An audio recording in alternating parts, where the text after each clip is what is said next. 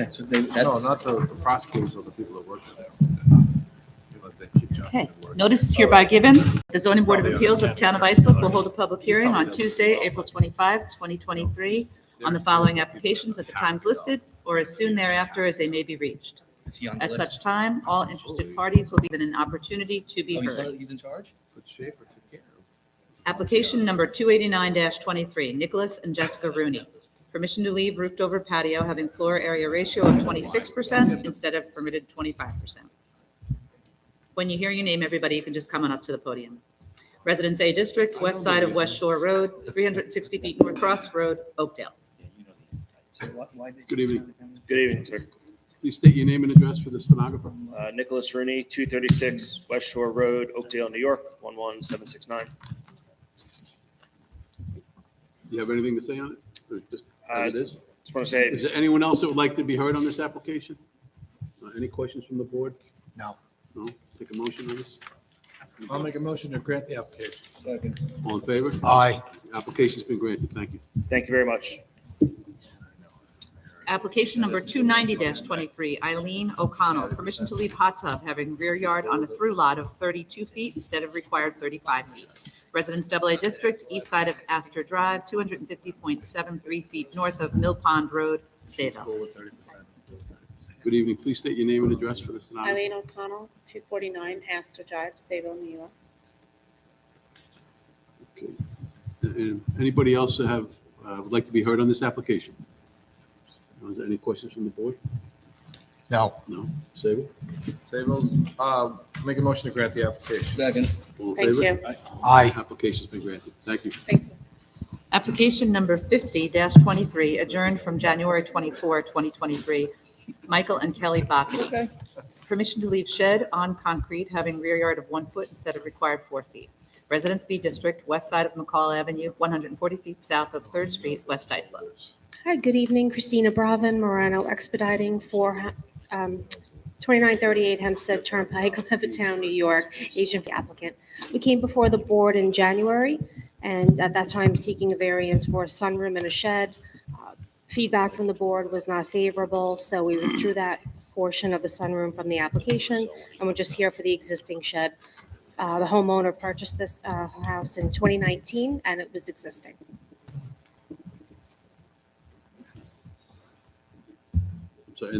I'm sorry, with the sunroom is what you moved on us, right?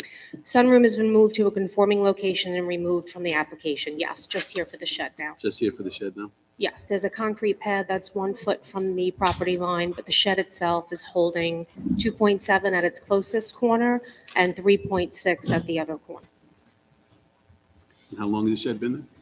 He purchased the home in 2019, and it's been there ever since. So it was there before. Right, yes. Do you have any questions on? No, I don't have any. I don't have it. Is there anyone else who would like to be heard on this application? I'll take a motion on this. I'll make a motion that we grant the application, Mr. Chairman. All in favor? Aye. Aye. Application is granted. Thank you. Thank you. Application number 291-23, Yojansi and Julio Acosta. Permission to leave in-ground pool having rear yard of 13.65 feet instead of required 14 feet. Pool patio having side yard of 4.6 feet and pool equipment having rear yard of 3.75 feet instead of required 6 feet each. Residence A District, east side of Radcliffe Drive, 90.6 feet north of Plunkett Street, Brentwood. Good evening, Mr. Chairman, members of the board, Gennaro Cozzolino, 2125 Deer Park Avenue, Deer Park, New York, 11729. Here for the homeowners, Joanne and Julio Acosta of 115 Radcliffe Drive, Brentwood, also known as Section 204, Block 2, Lot 18, located in a Residence A zone. How could your client put a pool 35 1/100ths of an inch below? I know, Shocking. unbelievable. Just disregard the rules. Who knows what's next? We're requesting relief from the board to maintain an in-ground pool with a rear yard setback of 13.65 instead of permitted 14 feet, difference of 0.35 feet.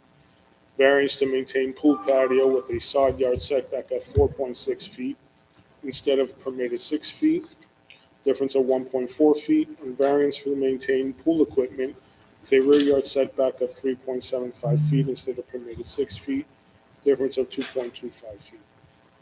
These structures comply with all other zoning requirements, will have no significant impact to the environment, will not affect any of the adjacent properties. Any questions from the board? No, is there anyone else who would like to be heard on this application? No? Take a motion on Brentwood. Brentwood. I think that's Ed. Chris. Ed, are you Or Brentwood? no, it's Chris. Chris, you're up. Motion to grant the application. All in favor? Aye. Aye. Application is granted. Thank you. Good evening. Application number 292-23, James and Patricia D'Angelo. Permission to leave two one-story additions, 9 by 22 and 14.1 by 15.7, having side yards of 13.1 feet and 13.9 feet instead of required 14 feet, and total side yards of 27 feet instead of required 28 feet. Residence A District, south side of Anna Court, 305.4 feet west of Pine Avenue, West Islip. Good evening, Mr. Chairman, members of the board. For the record, Eric J. Russo, Van Brant, Jesuit, and Russo, with offices at 140 Main Street, Sayville, on behalf of the applicant James and Patricia D'Angelo.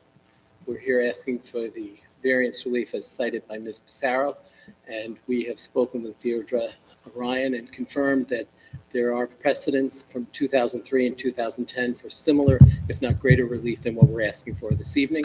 In relation to 267B, we would be in compliance with those requirements in order to grant the application. I provided you with documents so that you can see the site, and if you have questions, I'll be happy to answer. Mr. Russo, this is a substantial relief you're seeking. Yes, I I noticed. mean, you better have a lot of precedent. Well, there are. A foot on one side, a foot on the other. This is not a Russo application. I Russo know, but- application has horses, it has flying saucers, it's never this straightforward. Tonight, Underwater land, this is my push application. Aye, yeah. Set precedent with this. Is there anyone else who'd like to be heard on this application? No? Any other questions from the board? No? West Islip. That's me. I'll make a motion, Mr. Chairman, that we grant the application. All in favor? Aye. Thank you, Mr. Chairman, members of the board. Have a good evening. Application number 293-23, Maureen Clinnan. Permission to establish two-family, family use only pursuant to Islip Code Section 68-419.1, having two visible front doors when one is permitted, and to leave shed having front yard of 2.3 feet instead of required 35 feet. Residence AA District, west side of Bayview Drive, 375 feet south of Franklin Road, through lot to Bridle Way, Oakdale. Maureen Clinnan, 68 Bayview Drive in Oakdale. Denise Trufaro, DTT Designs, 1165 Broadway Avenue in Hillbrook.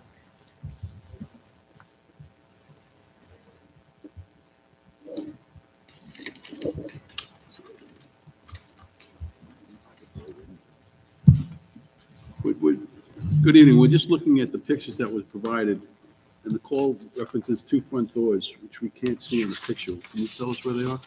Okay, there's new construction, and the apartment is going to be built at the back side of the garage.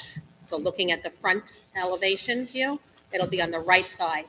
So the only time you're really going to see that front door, all the way set back at the back, of the second front door is at the back of the current garages when you're standing in between their house and the neighbor's house looking down the alley. Okay. I see it on the survey.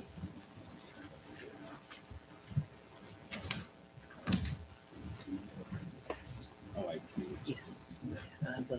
And your satisfaction on the requirement is somebody is 74 years old.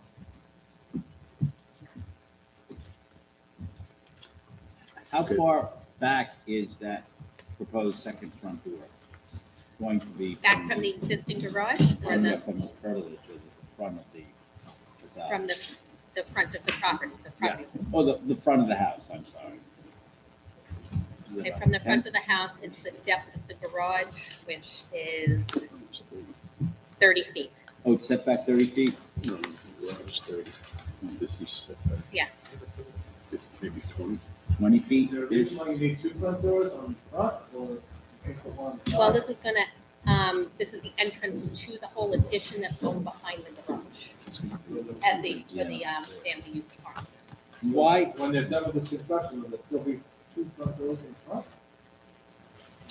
There'll be the existing front door on the current house, and there'll be this additional door leading into the apartment that's down past the back of their current On the garage, side.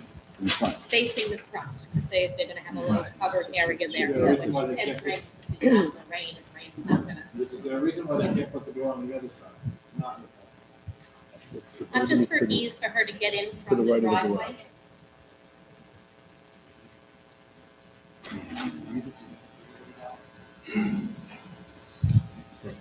Setback. It's 42.1 feet to the front of their current garage and then 30 feet garage depth. So that's where the front door is of that wall. Yeah. About It's not the 15 entire garage depth, right? It's about Um, 2/3 of the way back on the garage? Since it's new construction, I'm following up on Mr. Sullivan. Okay, yeah, there is a little bit, sorry. There is a little bit of a bump out there for the front foyer. And then there's a covered porch over that new door for her entrance. Since it's new construction, why could you just move it on the side? It could be on the side, then we don't have, because we have that statute we have to deal with. Just so it was easier for her to come off the driveway instead of having to walk around back. I also have a husband who's, has dementia. He's in a nursing home. And there's a strong possibility we might be bringing him home, in which case he would be staying with me, of course, in the addition. So it'll be handicapped accessible for me and also for him. I know, we understand that. Our concern is that we generally don't grant these second front doors.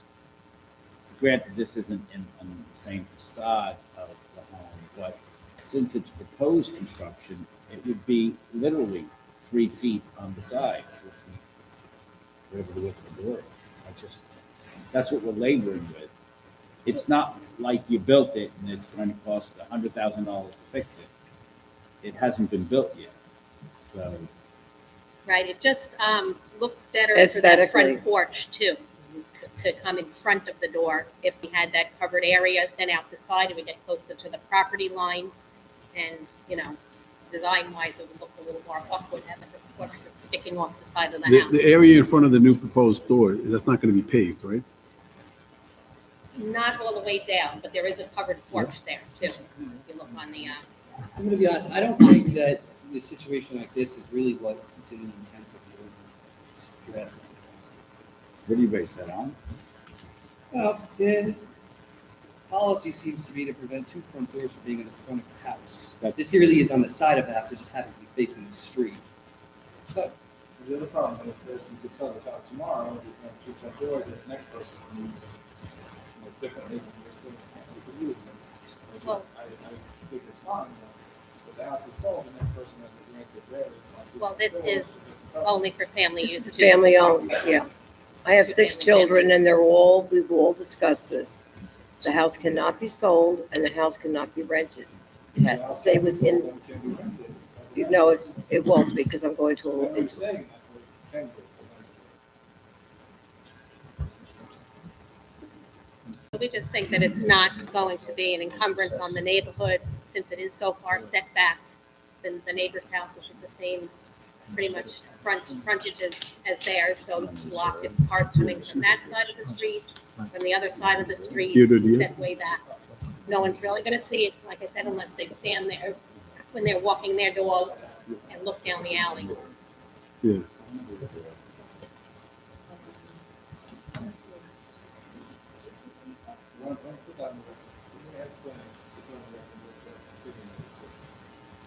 There was no precedent for something like this. It is a little more than usual with this because it's a back from the front line of the dwelling. So it does look like it would be probably around 60 feet or more. Can we, Just it said precedent for some house, I'm not sure why they can't put it on the side. That was a very good side. We can have around that, but not stick to this, but we have a really public porch there. can we put the setback as a restriction? As part of any, What do you mean?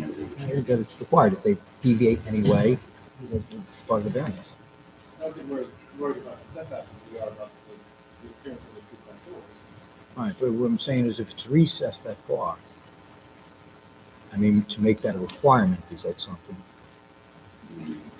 My only concern is that somebody next year is going to say, you granted it here. All right. And we're going to say, oh, I guess we did.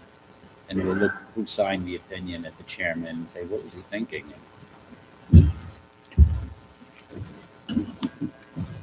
Maybe we should really review this. Before we reserve on the shed, no issues on that, or the, The shed, what the problem with that is that the park is behind there and it's a paper street to Fair the edge of the park.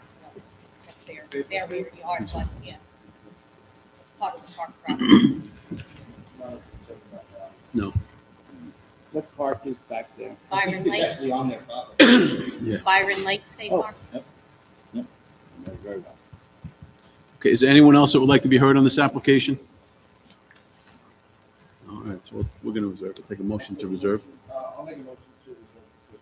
Thank you. All in favor? Aye. So we're going to reserve on this and we'll discuss. Denise, have you drawn an elevation of what it will look like? Yes, would you like to? Yes, that would be a good idea. Okay. Do you have a rendering of this or something you could We have a show front us? elevation. I have the construction drawing. They were complained, they said,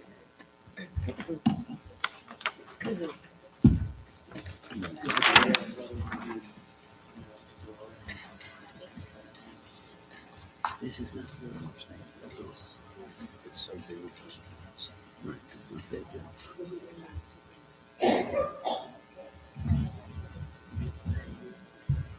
And if you come across anything else that you think would be helpful, certainly send it to us. Okay, well, I know we did get one with a second front door already approved, but it was in Holbrook, in Iceland. And it was the same situation, it was set back. That's something that we'll review. I don't have the number or anything No, on we'll- that with me. It shows the recess, but it does look, it's I remember it. It was in Holbrook and it was at a dead-end street. Yes, on a dead-end street, Yeah. correct. this is it. Kind I think it was an accessory apartment, not a two-family. Correct. That was in Holbrook, the. Yes. I believe the last name was Kolb, K-O-L-B.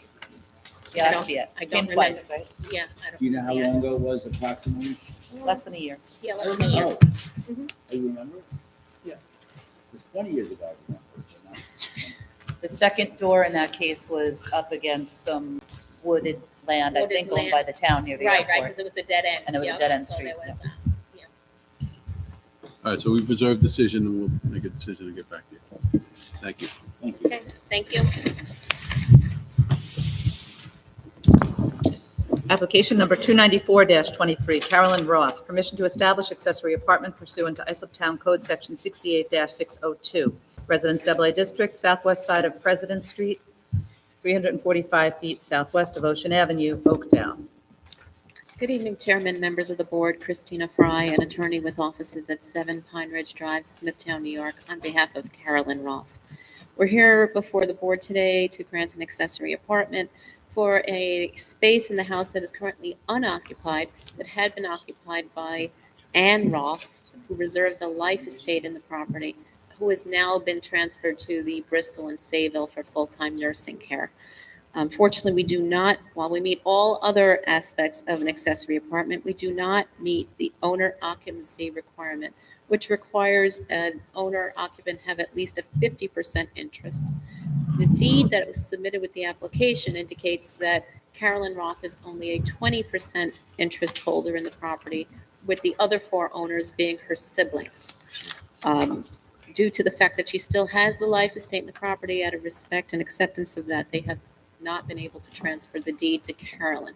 Ultimately, it will be Carolyn who receives the home and buys out the interests of her siblings. But of course, that has not been executed upon as of this time. Do you have any precedent or any other cases where we granted it with this situation? I do not. I do not. I don't believe you have. Is Right. the life estate, does that grant her exclusive possession? Or is she sharing it with her siblings? She is, currently the siblings do not reside in the home. They reside, 3 of them out of state, 2 of them in state, but a significant distance away. But the mother is in the in the full-time nursing care, so she does not exercise her possessory interest at this time.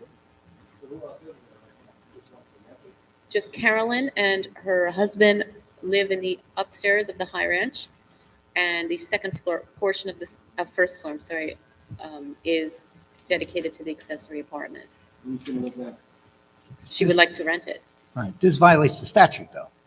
I'm sorry? Your application violates the statute. The application, because she does not hold a 50% interest, violates the statute, correct? And So if no the matter board- how sympathetic we are, I don't think we're in a position to violate the statute. This is not a variance, this is a violation of the statute.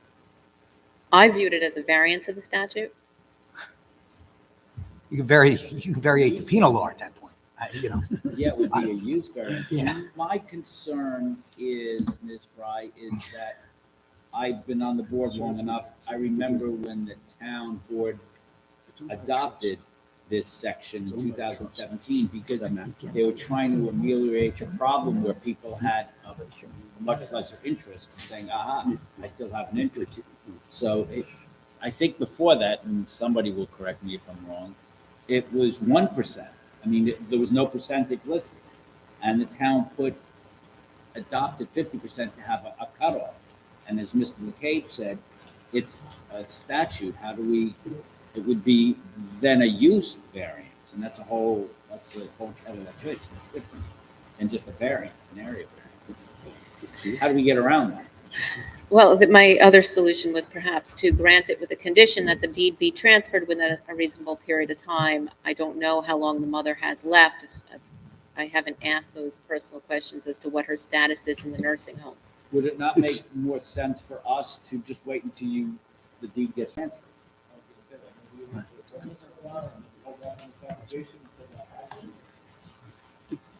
We can certainly do that. The problem is, if we do it with a condition, then how do we die? It's like a court always has to adjourn something to another date. Otherwise, it just floats out there, and what's the trigger that brings it back? Understood. I mean, would you like to? Well, just one point of Adjourn it? clarification. You say it's currently in a life estate? Yes, that's correct. This deed we have here shows it's in a trust. And so if you read the deed at the second page or further down on the first page, it does say that it reserves a life estate. Because I thought like you initially, and then I read it in full, and I saw that the life estate was carved out in there.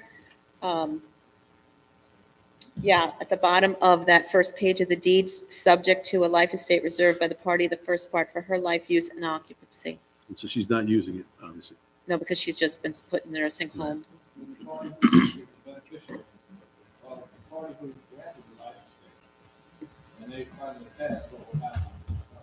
It would go to the trust. Well, it's actually the trust. So a 1/5 owner is the trust. That trust was set up for the fifth sibling. The fifth sibling passed away in 1999 and has the grandchildren now, the children of the sibling who passed away. So that trust actually reserves that 20% interest for those children. Wait, There are no violations on the property. The apartment is empty. There are absolutely no plans to sell the property. Carolyn Roth was born there and intends to stay there for the remainder of her life until she's no longer able to care for herself. So the catalyst was the apartment is now empty, mother's in nursing care, and correct, and so they could use the income to help fund the nursing care, the extra of the nursing care, yeah. Just so we have it on the record, I'm just looking at the statute, and it's almost a command. I'm sure you're aware, but it reads 68-603. No accessory apartment shall be granted, nor shall any said permit remain valid unless an owner, ...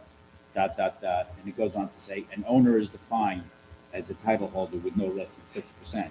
But I think the town board left no vagaries, no accessory apartment permit shall be, nor shall any said.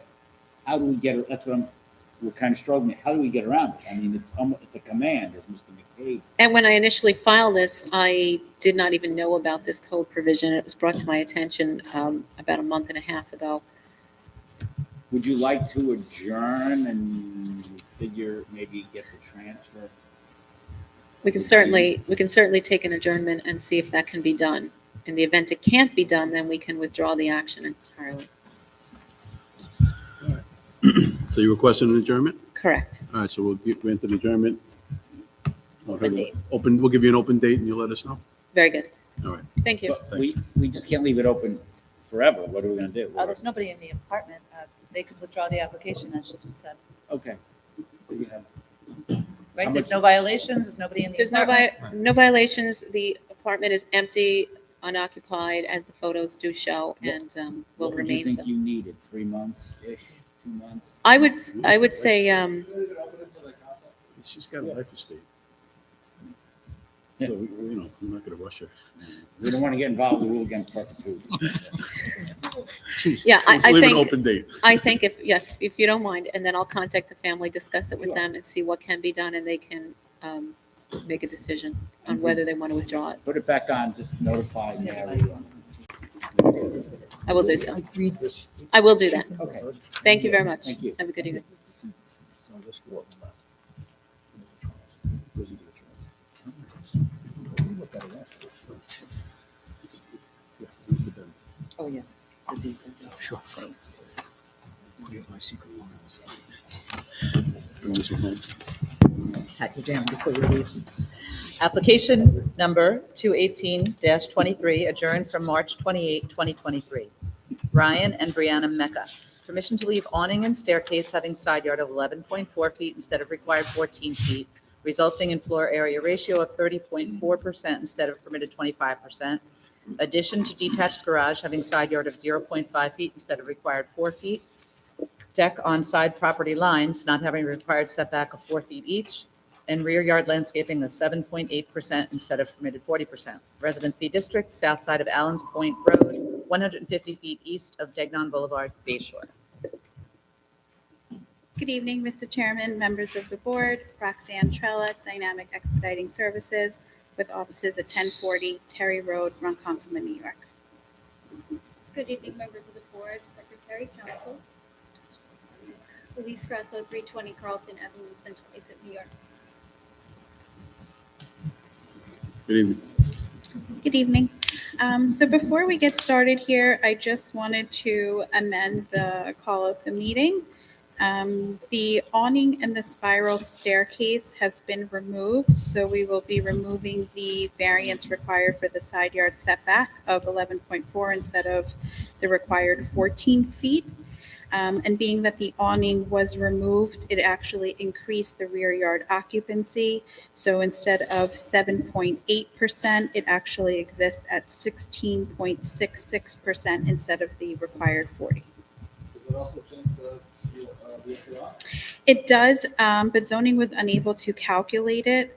So I was looking to keep that at 30%. You removed those things that resulted in that floor area. Wouldn't that be less? It would be less. The staircase had a very minimal impact on the FAR. The awning was maybe 1 or 2%, but because I don't have the exact number, I don't want to go less and then have to come back before the board. So it was, It would probably be helpful if you knew what the actual floor area was, minus what you just took off the wall. it would, but the problem is that we don't have interior floor plans to distinguish the first and second floor levels of the house. Because we were only applying for exterior structures, no interior plans were done. So we would have to hire an architect to do the plans to then be able to distinguish the FAR. So when I spoke with So if we zoning, reduce it to 30%, would that be acceptable? yes, It's the magic number. But you agree that taking those two pieces out of the floor, it definitely reduced the FAR. yes, But still has to be 30%. it's probably going to be around 29. The awning didn't, it was maybe 1 or 2%, but I You can go to just, 30, so that's fine. I just wanted to make sure that we understood that. So there's a motion to amend the call of the meeting? I'll make the motion. All in favor? Aye. All right, so the call of meeting has been amended. thank you. Okay, so that would take care of the portion of the call relating to the awning and the spiral staircase. The next item on the agenda is the addition to the detached garage. It maintains a side yard of 0.5 feet instead of the required 4 feet. The detached garage does exist on the CO. It's been built in 1927, but it was not CO'd until 1985. However, we have a survey from 1986 showing the current dimensions. So it's very unclear as if the addition existed before then or if it was added right after they got CO'd. But it's been in this particular location since 1986, the exact same detached garage, the exact same dimensions. The addition is in line with the existing setbacks that were placed on the detached garage that is on the CO. And as far as the detached garage and its location, it abuts the neighbor's detached structure. So they're kind of both against each other on the property. So it doesn't impede on the neighbor in any way, as they have a very similar structure right up against this one. Correct. And it's been there, this one particularly has been there since 1986. David, could you just circle where it is? It's that whole thing, okay. This is in question. This is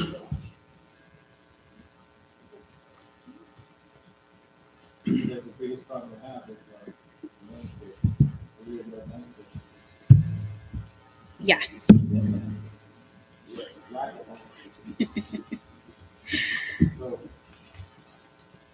I mean, it's a very small percentage, we're asking for a lot there, but I'm guessing that most of that deck takes up the whole backyard, so that's, it should be sort of lack of landscape. Correct.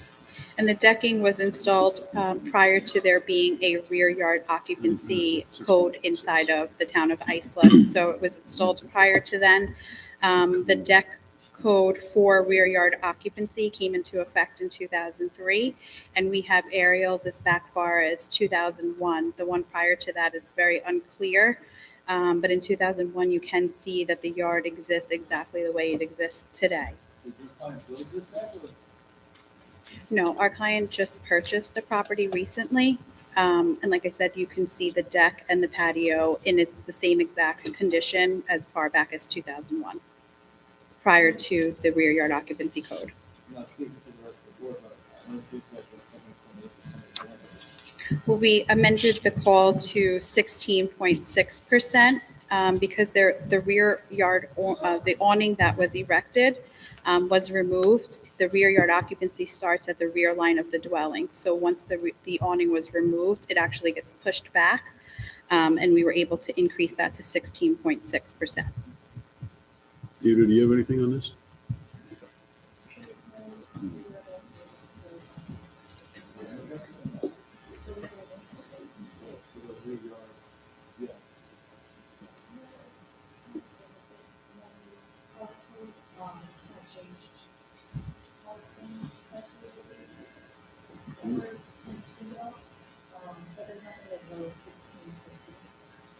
What could your client do to increase the rear yard landscaping? I mean, it's just so, it's over 60%, about a 55% relaxation. So we did meet with the zoning department, and what we did was we were able to come up with a plan to leave the decking in place, but to remove a portion of the concrete And what- patio, I'm sorry to interrupt, but what percentage does that get you up to? So we're not 30%, 30? 30%. For rear It's yard. Rear yard landscaping, yes. Yes. David, how's that? And we do have, correct. Okay. Why are we talking about 16? Well, I was getting Smoking. there. Going for it. I was Oh, I getting see, you there. want to show us, look how agreeable I am. Judge, I'm coming up, okay. She's being reasonable. Yeah, right, I'm being reasonable, right? Correct. My demand is 10 million, but it's really 30,000. I mean, if you look at the properties next door, 8 and 22, their backyards are full of concrete patio and the detached garage, and they're actually legal. However, they did not have to come before the board, which is why there's no precedent, because those structures were erected prior to the code being enacted. So we're looking to call, amend the call of the meeting to read 30% then on the There you go. 6 and 1 half dozen. Get you the same place. Yeah. I'm good. Is there anyone else from the audience that'd like to be heard on this application? No, any other questions from the board? No. No? All right, so this is Bayshore. Motion to deny that portion of the application relating to the floor area ratio of 30.4% instead to grant 30%. And to deny that portion of the application regarding the landscaping of 7.8% and instead to grant 30% and to grant the balance of the application as amended. All in favor? Aye. Aye. So the amended application's been granted. Thank you. Have a good night.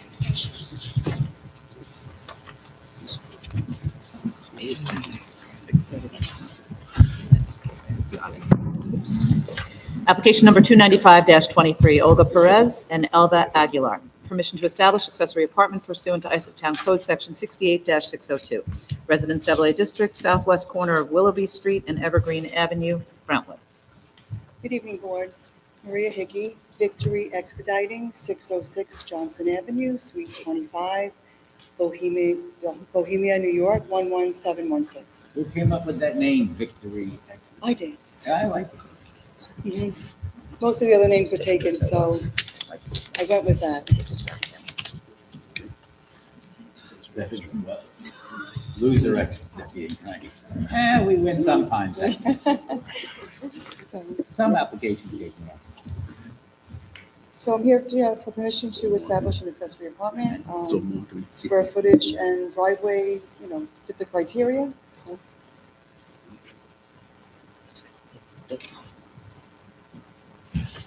How large did you say the apartment is, Maria? 551 square feet.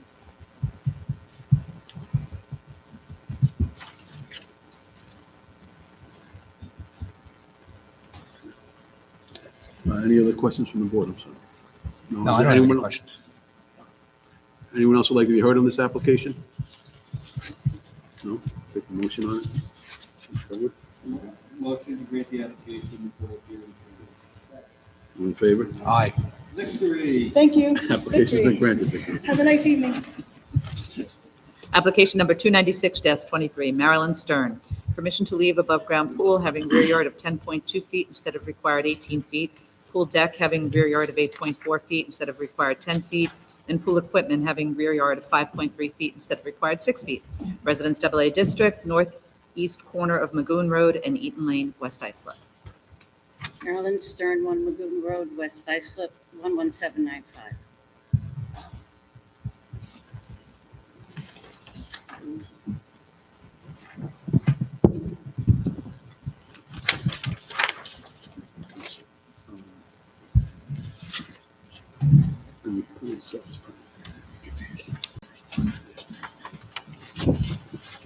Is there a permit for the pool? No, she says no. What brought you here today So I can get a permit for the pool. I wanted to get a permit. Did you have a permit when you built it? No, I was told I didn't need one because it was above ground. How long ago did you build it? About 14 years. So again, what brought you here? Are you selling the property? You have any violations in the property? I don't think I have any violations on the property. I'm here because I was going to have a generator put in, and they went for a permit, and when the fellow came to check it out, he saw the pool, so. No, we thought That's- maybe that's your a- conscience was bothered and you couldn't No. sleep these last. No, I didn't think I needed one. Okay. All right. Does anyone else have any questions? No. No? Is there anybody else would like to speak on this application? No? No. West Islip. Take a motion. Thank you, Mr. Chairman. I'll make a motion that we grant the application. Second. All in favor? Aye. All right, the application is granted. Thank you very much. Application number 234-23, adjourned from March 28, 2023. Sean Rice, permission to leave detached garage having side yard of 8.4 feet instead of required 10 feet, height of 16 feet instead of permitted 14 feet, and driveway having side yard of 1 foot instead of required 4 feet. Residence AA District, and I understand the location is incorrect. We have it as northeast corner of Fairview Avenue and Middle Road, and Apparently, it's on the east side of Fairview Avenue, approximately 1,600 feet north of Middle Road, Bayport. Good evening, Mr. Chairman, members of the board. Richard Tripkowski, 173 North Main Street, Sayville, New York, agent for the applicant.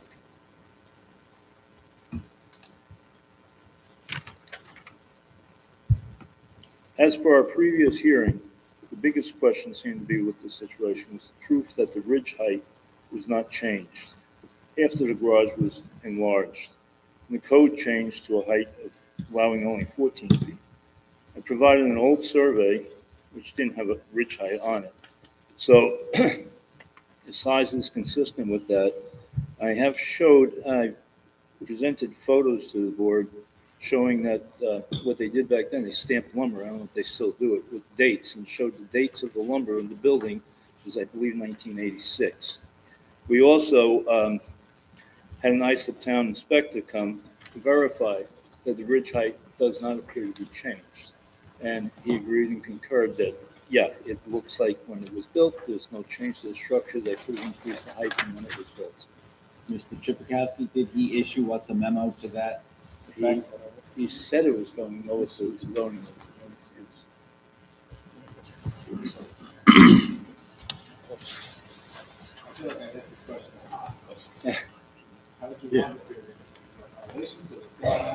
Well, what happened was the current purchaser, which they bought it recently, his mom, dad, and son purchased it together. And somehow it got messed up. The attorneys didn't pick it up, but the house didn't have a CO. The only thing that had a CO, I don't have an answer. When did they buy it? They bought it within the last year. That makes sense. These days, sellers can ask for anything. And, you know, the Bought it house is an December older 1st. home. December 1st. It appears all original. We went to go for a CSC for the house itself. And the only thing on the property had a CO was the, I'm sorry? Yeah. Yeah. Again, I wasn't the attorney, so. Well, you're not an attorney, so you could have been the. No, I'm not an attorney by all means. Let me ask you, just getting back, you said that you believe there's a writing where the inspector, which we asked to get an inspection, and the inspector confirms, is that it right there? I can't read it. It added under the inspections for this permit, it says garage addition and verify and say that all lumber is original to the time of construction. Garage may measure approximately 15 feet plus or minus 30. That's what he asked. He got. And that was done. When was that prepared? This was added April 12th. Okay.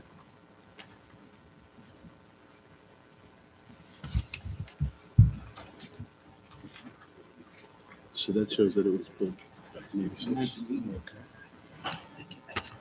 I can't figure that out. What is the buyer's term say? You're insuring the title. You're insuring that it's. They probably,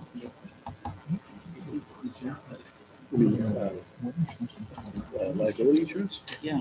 Oh, that's a whole nother. We're just wondering, it has nothing to do with the case, how lawyers for the buyer close on a house without a CO. Honestly, and I mean, concur. It's Mr. Rycroft, have you ever heard of that? Wow. Honest witness. Joe, you can get a private mortgage when you don't have a mortgage. You don't have a mortgage when you have a Yeah, private okay. mortgage. You don't have to have They one. waive everything. But who would do it? I mean, Well, okay, really? But it you feels like- worth it, yeah. I've had them sign indemnification. Right, you buying the thing? Okay. And you can get liability insurance. Does anyone else like to be heard on this application? Yeah, it's real estate class. Any other questions from the board? No. So we're okay with this? Yeah. Building inspector says it's all good. Dan, I'll make a motion to grant the application. all in favor? Aye. All right, application's granted. Thank you very much. Have a great evening. Application number 100-23, Richard and Gail Garcia, adjourned from February 7, 2023. Permission to leave 2 sheds. Shed 1, located 21.8 feet in front of dwelling instead of required 20 feet behind the front line of the dwelling. And Shed 2, to be relocated to subject parcel, located 36.7 feet in front of dwelling instead of required 20 feet behind the front line. And to leave roofed over area having side yard of 3.7 feet instead of required 4 feet. Residence AAA District, south side of Woods Edge Court, 378 feet east of Hoffman Lane, Hauppauge. Richard Garcia, 10 Woods Edge Court, Hauppauge, 11788. Thank you. Good evening, Mr. Garcia. So one of the sheds is not on your property right now? It's, yeah, when I built it, it's on my neighboring property is owned by the Islip Resources. And So it's on town property. this all came about when I redid my pool. I put a new pool in and they told me I needed to do a new permit. And so when I put the permit in, all of this stuff came up. So you're going to relocate that, I'm willing to relocate that. I just need a little time with that one. and you're going to relocate it exactly where? I To a don't know conforming yet. I'd like location? to move it to the corner, like just move it forward onto my property. So you want to have a side yard of 3.7 feet instead of 4 on that one? No, I believe that they're talking about the roof over for Yeah. that. I'm sorry. I'm trying to figure out, we require an accessory structure to be 20 feet behind the front of the property line. And we go down this road, is it 19 okay? Yeah, 18, 17. This is 37 feet in front of it. I don't know how to measure 37 feet in front of it. Do you have a photo there? It's, Theodore, can you zoom out a little bit? No, out. Yeah, is that the first shed or the second shed? That's the second. Okay. That's 36.7 feet in front. on the driveway. Is that correct, Mr. Garcia, where the first shed is? The first one is on the driveway. That has been there forever. when I bought it. The second shed is even with that. Can you zoom out a little bit just to show the neighborhood?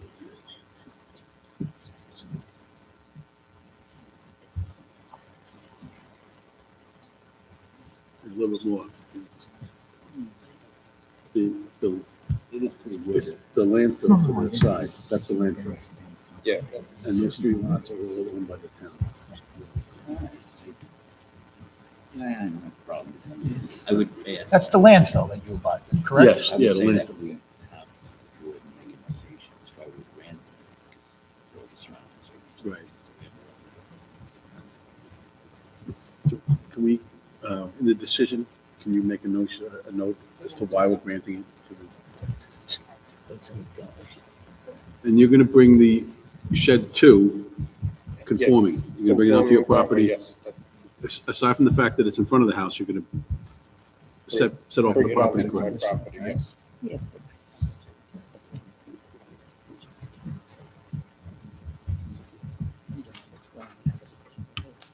Andy, you hop out? Yes, I'm hot. Is there anyone else in the audience who'd like to be heard on this application? No? Any questions from the board? Yes. All right, I would make a motion that we approve the application with the condition that there be a requirement that the shed be moved off the town land and onto the applicant's property. Second. All in favor? Aye. All right, so application's granted. Thank you.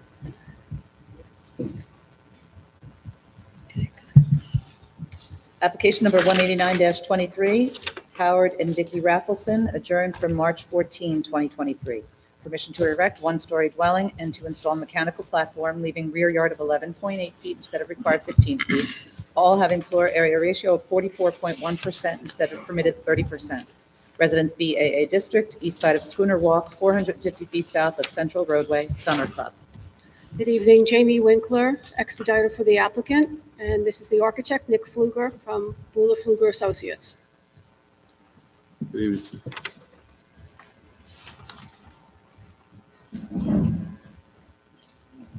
Theodore, do you have anything on this? Do we have precedent for?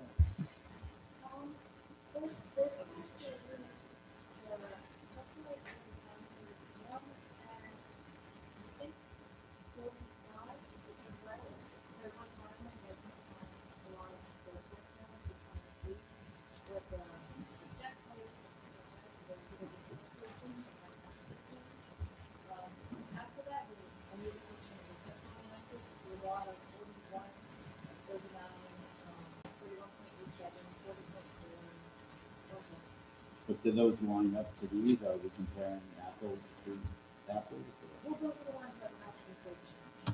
So since the code changed, 41? Okay.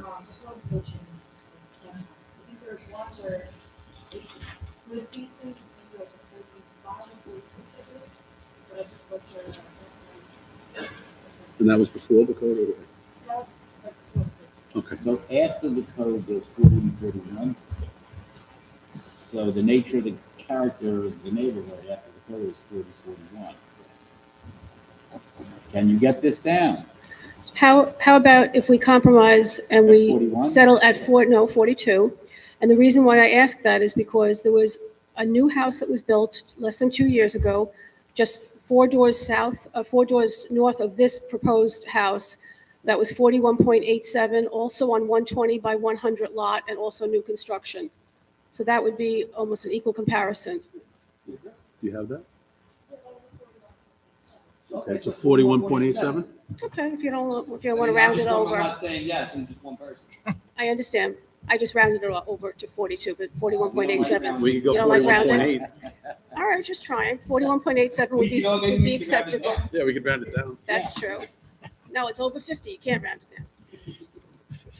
And that other case is Heron? Yes, that's correct. 24 Scooter Walk. 24 Schooner. All right, and the other items are okay? That was the mechanical setback. 11 and 15. Any other questions from the board? Is there anyone else that would like to be heard on this application? I'll make a motion, Mr. Chairman, that we deny so much the application seeking 44.1%, but grant to our deep parts, 41.87, not 42, 41.87, and grant the remainder of the application. Second that. All in favor? Aye, okay. the Thank you amended very much. application is granted. Thank Okay, you. great. Thank you. Application number 268-23, adjourned from April 11, 2023, Best of Long Island LLC.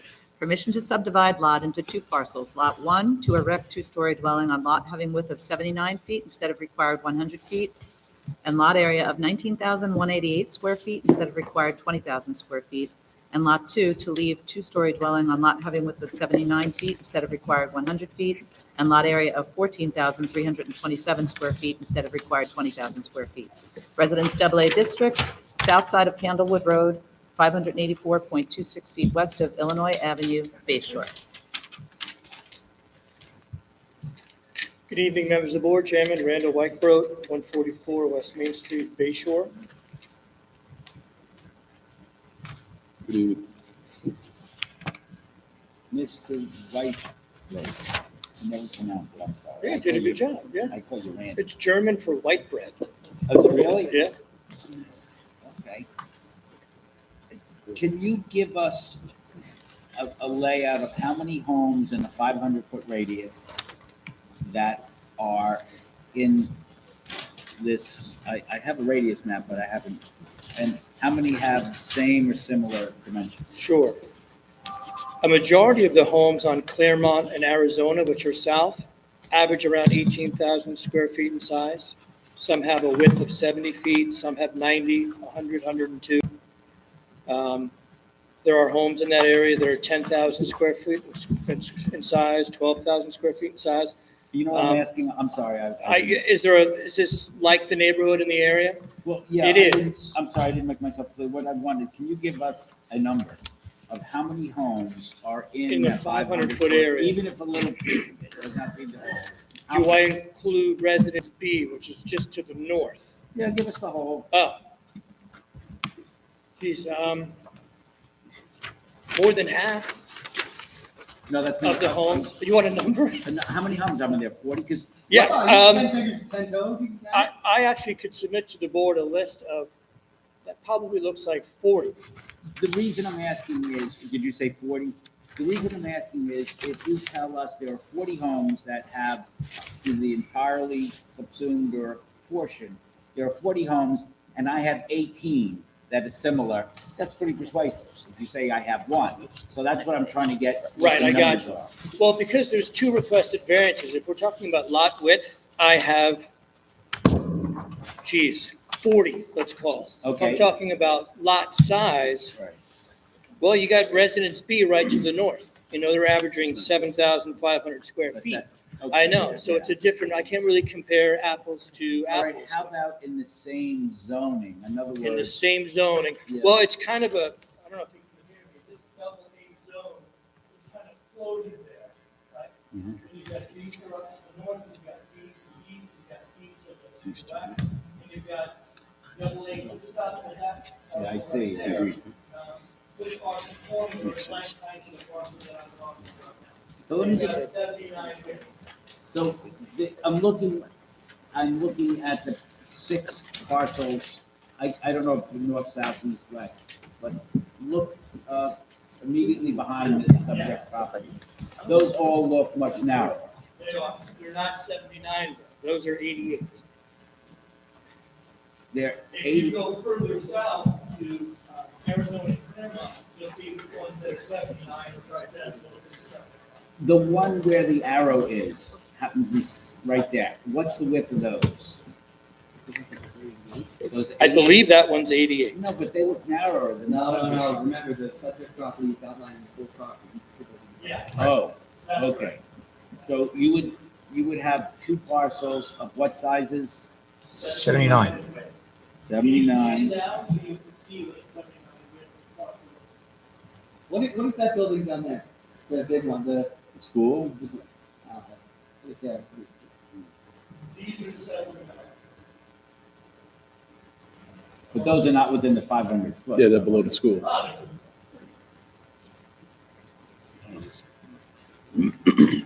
I just want Is to there- know, maybe, I'm sorry, I just wanted to know, maybe Deidre can help us.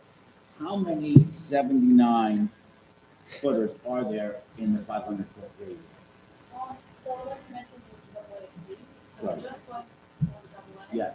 There's another or something like, there's kind of one that is like, well, I want technically the lot width is about 50, it's not 79.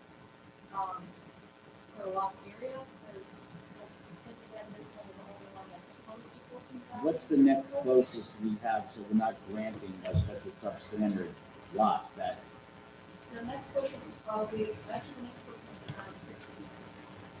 and this is, A lot of them are 21, 26, 17, 20, 28. The parcels on Canada to the east are double A. They have 75 widths and 65. Yeah, that's my question. Aren't those parcels? Structure's No, existing. those right there, aren't I those think double it is. They Looks like are, and it's they've got 80 foot.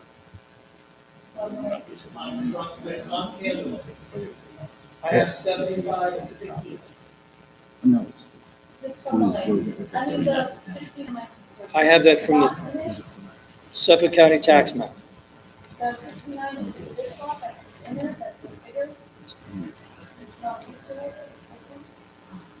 I can give you the address right now. 795 Candlewood Road and 799.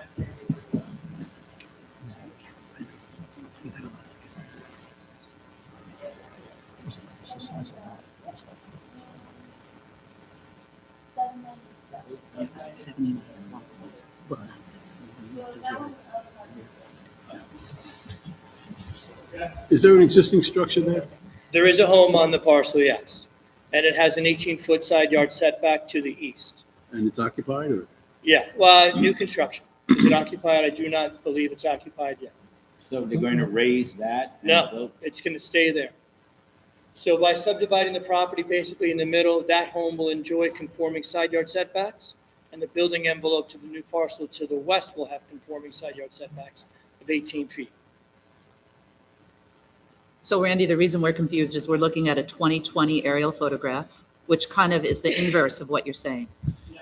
So we're looking at some debris on the lot to the east. That, yes, we do. So now you're telling us there's a house that's not yet CO'd where the debris is, right? Oh, they built the house? They did. And then, They demolished that home. Right. All the way to the east. Is that the subject or the one next door? The one with the debris on it? that's the subject. It's the one with the debris. Oh, that's the subject, okay. So they have a parking lot to maybe a school or something to the right. And then across the street, what are we looking at across? Could you zoom in a little, please? Residential. That's residential B.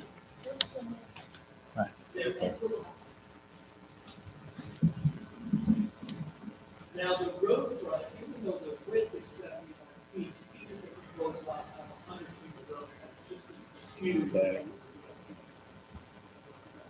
Are there many vacant lots there? In other words, are we going to create an issue where we're going to then have to grant 5, 6 more of these? No, I don't believe so. No, that is the widest parcel, I think, in the area, and the other homes are kind of built in the middle of it, or the middle of it. Now, I know this board likes precedent. Back in 1967, an application for a non-subject property, one to the east end. Are you talking about the one to the south and west slightly? Maybe, The 10.1, 10.2, and 10.3? lot 1, 2, 3. But they requested not just lot width, they requested 16-yard setbacks.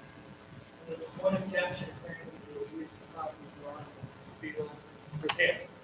And the applicant at that time, from what I can see in the notes, didn't provide enough information for the board to work off of. So in the minutes, it just says you haven't given us enough to work with, deny the application. There's no discussion about non-conformity, residential health. Apparently, we never ordered any of those things. Secondary taxes and so forth. That's a good question.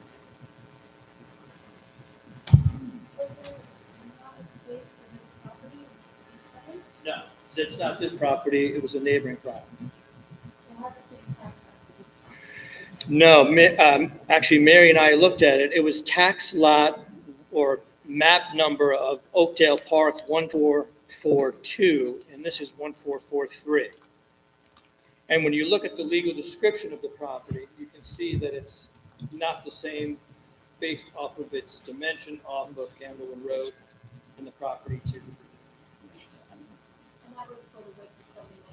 Yeah. So were we to grant this, there's no other vacant property in that 500-foot radius that that you're aware of, I understand. No, I don't believe it is. Actually, this is a big now. It's not helping you. Do you have the lot width for 202, block 2-10.1, and then there's 10.2 and 10.3? There's 3 lots.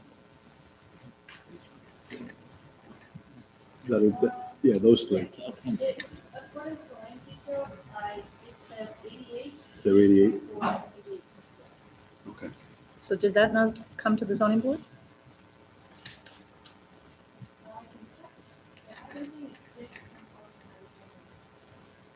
Do we have, I know you're, do we have any other 79s? That's going to be now. You do, but it's south. I guess it's outside. Right, right. It's on the other side of the school. The others, Across the street, you've got 75. All the way Right. across the street, It's a different zone. It's a different zone.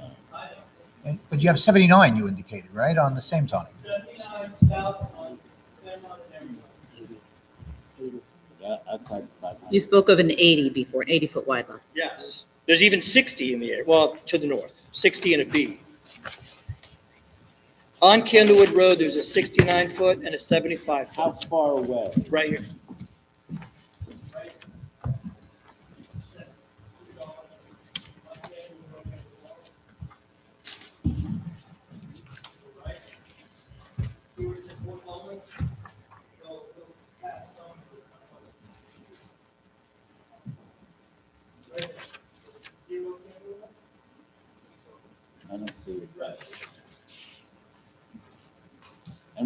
that's a 70? 795 Candlewood Road. What I have to subsidize tax, that's 75 Candlewood Road. 799 Candlewood Road, 6. And those are by grant of the board, or? I think we can squeeze this in. All right. I know what the next is, but any other property within 500 feet that can be subdivided, similar to this based on precedent that we maybe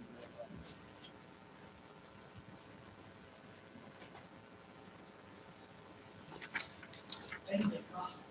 Is there anything out there? That could be subdivided that we would set precedent if we. Yeah, the one right next door. Yeah, how about the one next door, the double A? A little more power.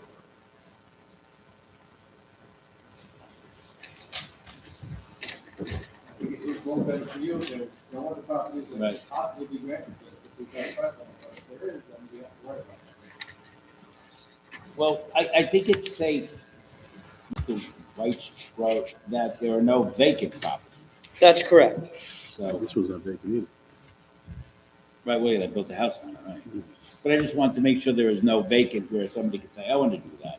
Now it would I require- think it's more narrow because that is where the denial was.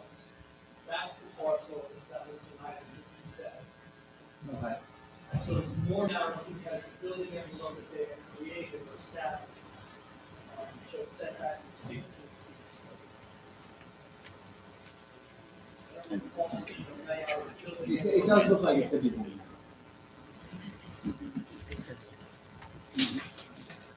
Is there anyone else who would like to be heard on this application? Okay.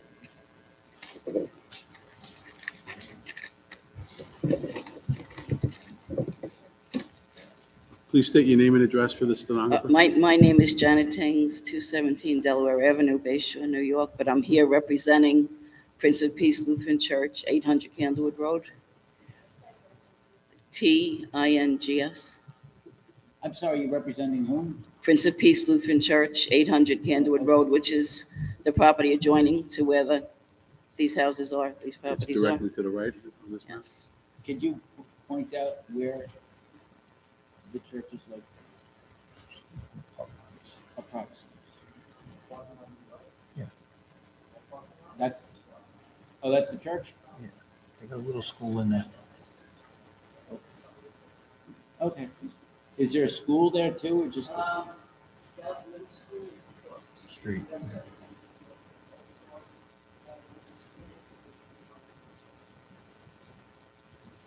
Are you for or against this application? For the church? I'm just here, just expressing a concern from the church because it's costing us money. Because whoever took down and rebuilt that first house that's there, the original house down and put the other one up, constantly was putting stuff into our dumpster. And we asked them not to, and we kept finding it in there again. And we're being charged money by the carting company, hundreds and hundreds of dollars to take this stuff away. We found a cesspool laying right in the middle of our parking lot, smashed up, cars abandoned in the parking lot. And I just want to express the concern that we just can't have that stuff happening there, that are going on, right? And it's been constant. It's been constant. Have you called the town? We had a car removed. We did call the town and ask what we could do about the stuff. We didn't. They told us as far as the abandoned cars go and stuff, we could call and get a, make contact with a company to come pick up the cars and things like that. I don't But- think the abandoned car is the next door neighbors. I think that maybe the cesspool. Well, one of them was, one Oh, right. one of them was, it's theirs because it's parked on their property now. Oh, And right facing the church in the woods, and it was an old school bus that was filled with, I don't know what, all kinds of junk. hope it wasn't And- students. No. We called, no, well, we had to call because it was sitting there for days and right out in the middle of our parking lot. So my concern is just that doesn't continue to happen, that Oh, they no, don't let's keep speak to using, Mr. Whitesboro, because he must have some connection with the owners. right? I would suggest that too. Your objection is not to the actual subdivision, the buildings and cottages, so we don't have something that's. They're going on, right? And, Suggest that maybe you explain some of this, right, maybe you need to invest that outside of this. okay. Is there anything there now? Right now, there's nothing there right now, but my concern is that happened with the last house that was erected. What happens if it continues to happen? That's what the church's concern was. We could always reserve decision and wait until everything is removed and clean. I mean, the church shouldn't have to tolerate sloppy builders. Right. When was the current house built, do you know? It wasn't long ago. I guess last.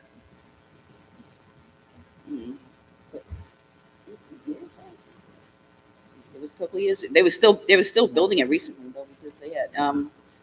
I think it was only about a year ago. I should think a little bit longer. We'll find out the name of the builders in a second, and I think you should exchange Mr. White's numbers with Mr. White, but I'm sure he will look into it. Okay. All right. Thank you. If I may address that, Please. I don't know about the cars and the debris. My client seems like a very upstanding man, but again, I don't know. I'll reach out to him first. Actually, I'll call him after this and ask him about that. And for sure, you can have my number, and I'll make sure there's none of that going on that particular property. That's all I have. Any other When questions? did your client obtain the property? Excuse me? When did your client obtain the property? The deed is in the application, I believe. I don't have my 2019? copy with it. I got a copy right here, 2019, does that make? That sounds right. And The then permit they- was issued recently, though. I know that. I don't believe a CO was issued for the home yet. I don't think it's Right. complete. Would you be willing to answer the next 15 minutes, lady, and figure out some of these issues? Yeah, I just said she could have my number, and I'll call the landowner right away. Absolutely. So your client bought it in 2019, and then they demolished the house that was there and built a new one? That's correct. Is there anyone else who would like to be heard on this application? Just to get it on the record, because they were not associated with their respective property cards, but in 1987, the zoning board approved a 3-lot subdivision south and slightly west, right there. And those lots were how wide, Deirdre? Each of them were 88.4? That's section 202, block 2, lot. The point 1, point 2, point 3, that Yeah. usually indicates a subdivision.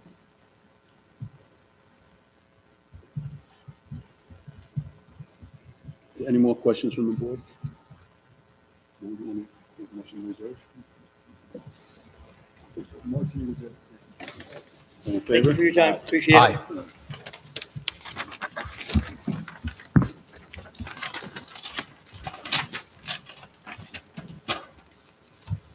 Application number 297-23, Jodo Realty LLC, permission to install second facial sign where only one is permitted, having sign area of 56.5 square feet instead of permitted 12 square feet, and height of 18 feet instead of permitted 12 feet.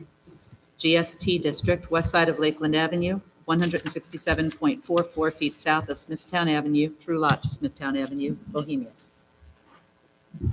Hi, good evening. I'm Donna Jordanella with Jodo Realty. Respectfully, I'm asking permission for variance to have permission to erect the sign of 56.5 square feet and also to increase the height to 18 feet from the allotted 12.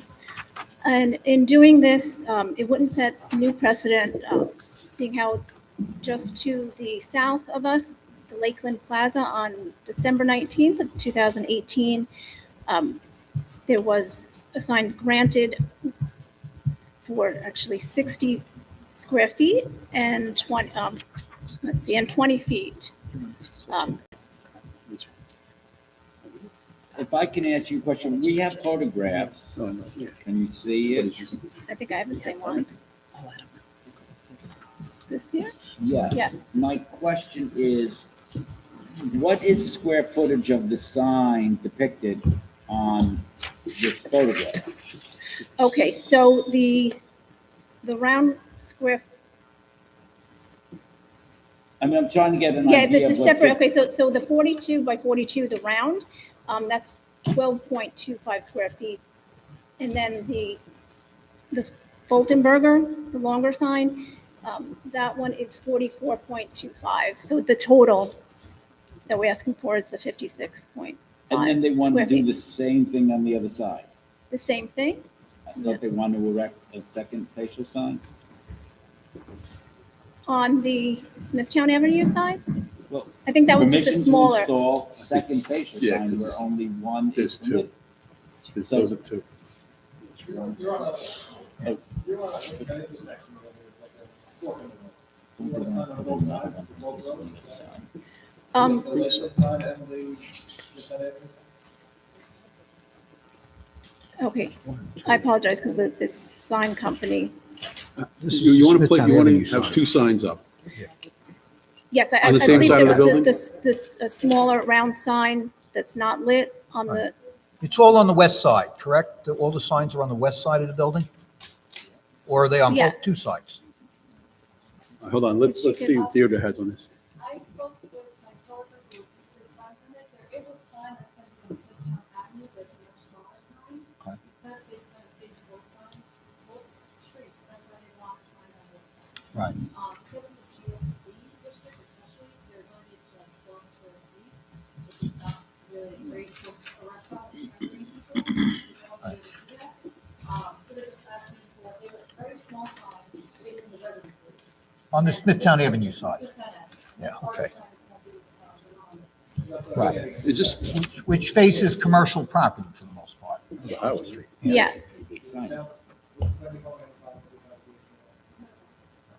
And Deirdre, I got a picture of this right here. Is this a current sign? Is this permitted?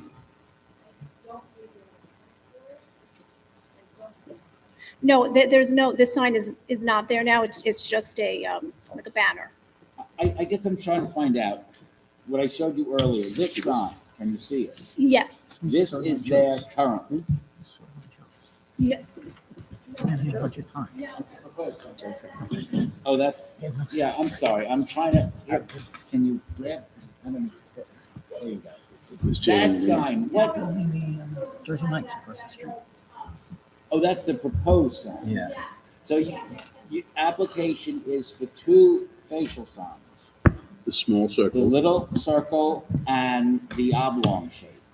That's your application, that's what you want to build. Right, but Right.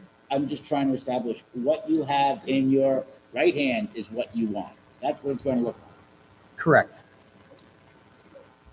Well, he said it first. Ed did.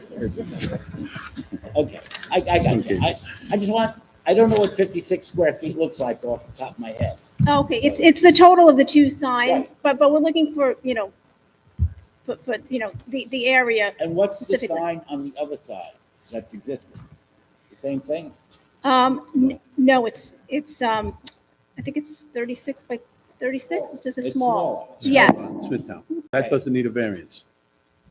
I don't, no, I don't believe so. So that wasn't in my, right? Okay, Okay. all right. No, yeah, I'm looking for the variance for the building, so from here on to come. Now we got it. Okay. All right. Is there anyone else who'd like to speak on this application? Any other questions from the board? All in favor? Aye. All right, the application's been granted. Thank you so much. Have a good evening. Territory. Take it up on that side. Application number 298-23, Kurt and Christine Walters. Permission to erect one-story and two-story addition, 21 by 30 irregular, leaving side yard of 10 feet instead of required 14 feet, and to leave driveway having side yard of 1.5 feet instead of required 4 feet. Residence B District, west side of Parkwood Road, 289.92 feet north of Estate Road, West Islip. Good evening. I'm Michael Dunn. I'm the architect for Walters at 256 Orinoco Drive, Brightwaters, New York, 11718. So the Walters are planning a 1.5-story addition. They're asking for a 10-foot side yard setback instead of 14. Can you speak up a little bit? Oh, yes, I did try to make it a kind of looked like a one-story addition with a dormer on the side, so I know we were encroaching a little bit there. I believe there is precedent in the area. I think at one time that might have even been a 10-foot setback zone.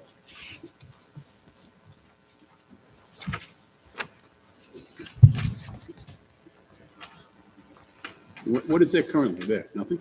Nothing there. So we're proposing a garage with a bonus room above.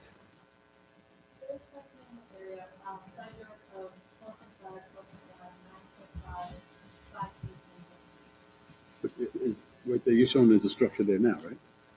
They're gonna add a structure to it. Oh, okay. Yeah, they're proposing an addition to that one-story house.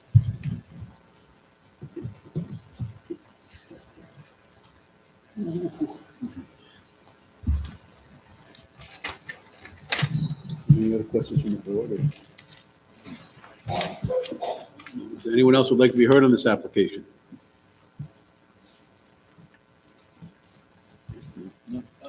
I'll make a motion that we grant the application. All in favor? Aye. All right, so application is granted. Thank you. Application number 299-23, Turland and Joanne Abrams. Permission to erect one-story addition, 12.7 by 40.6 irregular, leaving front yard of 12.1 feet instead of required 25 feet. To leave decking having rear yard of 6.1 feet instead of required 15 feet, and shed having front yard of 32.58 feet instead of required 60 feet, and side yard of 9.7 feet instead of required 10 feet. Residence BAA District, west side of Spruce Walk, 195 feet north of Central Walk, Fair Harbor. Good evening again. So I have worked with the homeowners. I told them it would be an ask black and white for the front yard setback, but this is a unique street. If you look at the aerial with the buffer that's in front of it, as well as the paper road, it gives a much bigger front yard setback than we're asking for on paper. So I thought it would be an okay application because we still have 40 feet from the new addition to the walk of Dolphin Walk.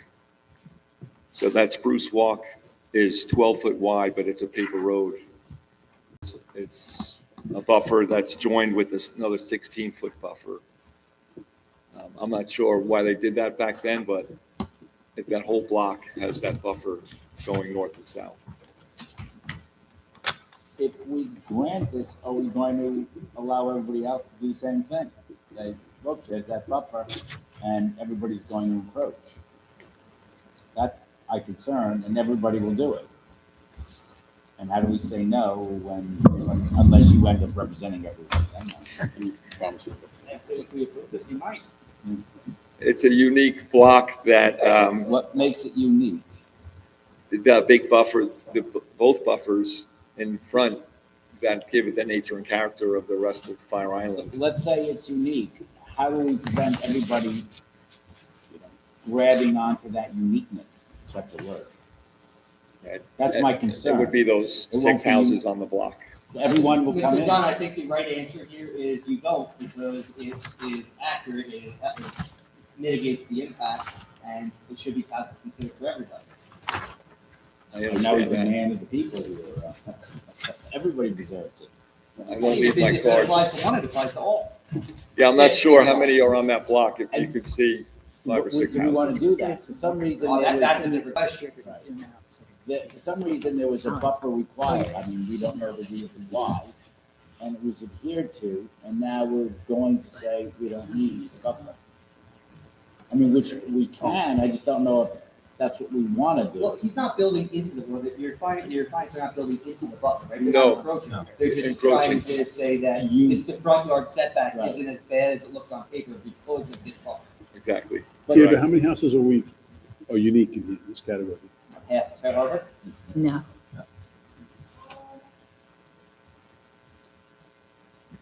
If we all want this, like, why is there?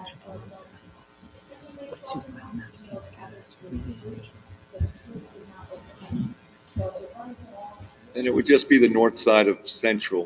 Is that correct? Why wouldn't it be the south side? I think they built the walkway I think on Spruce to the ocean, there is a walkway there.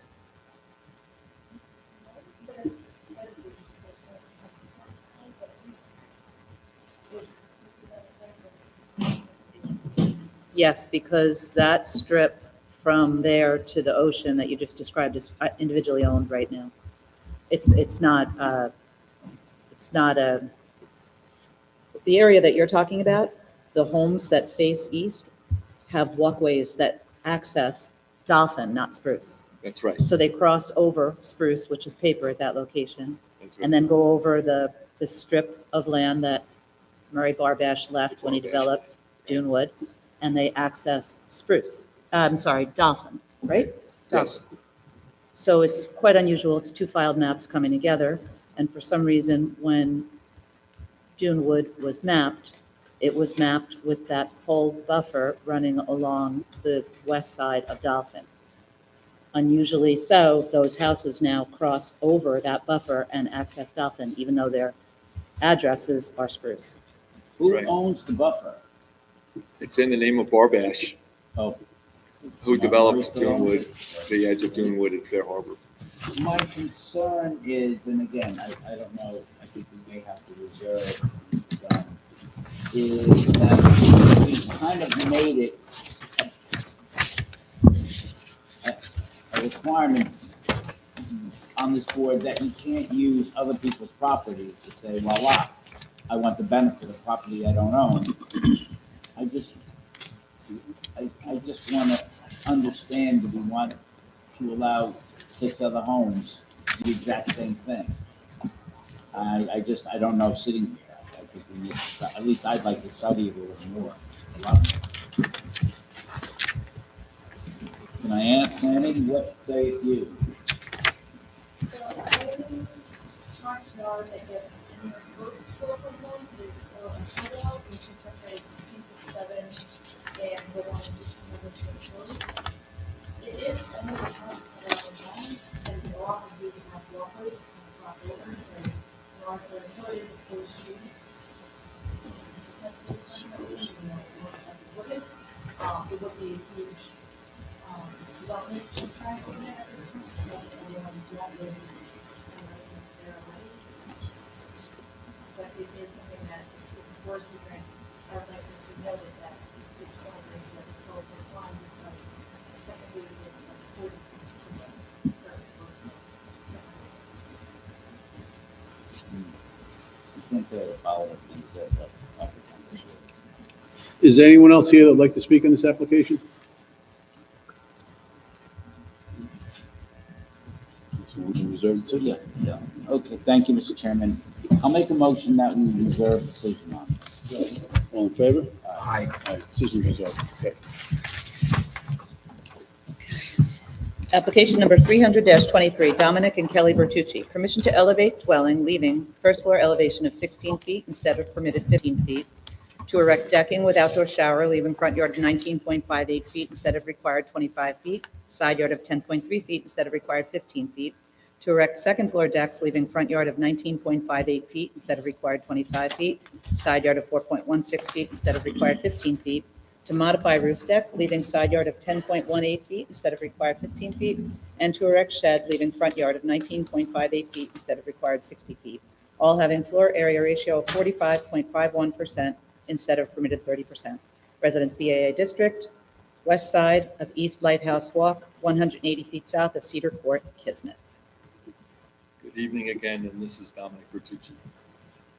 Dominic Bertucci, 18 East Lighthouse Walk, Kismet. So we plan to lift this house. The existing FAR that I have calculated right now is 44%, and we're proposing 45. I did speak with planning, and we did have some precedents that were close to the 45. So in the lift, How close? I think had a couple that were 45.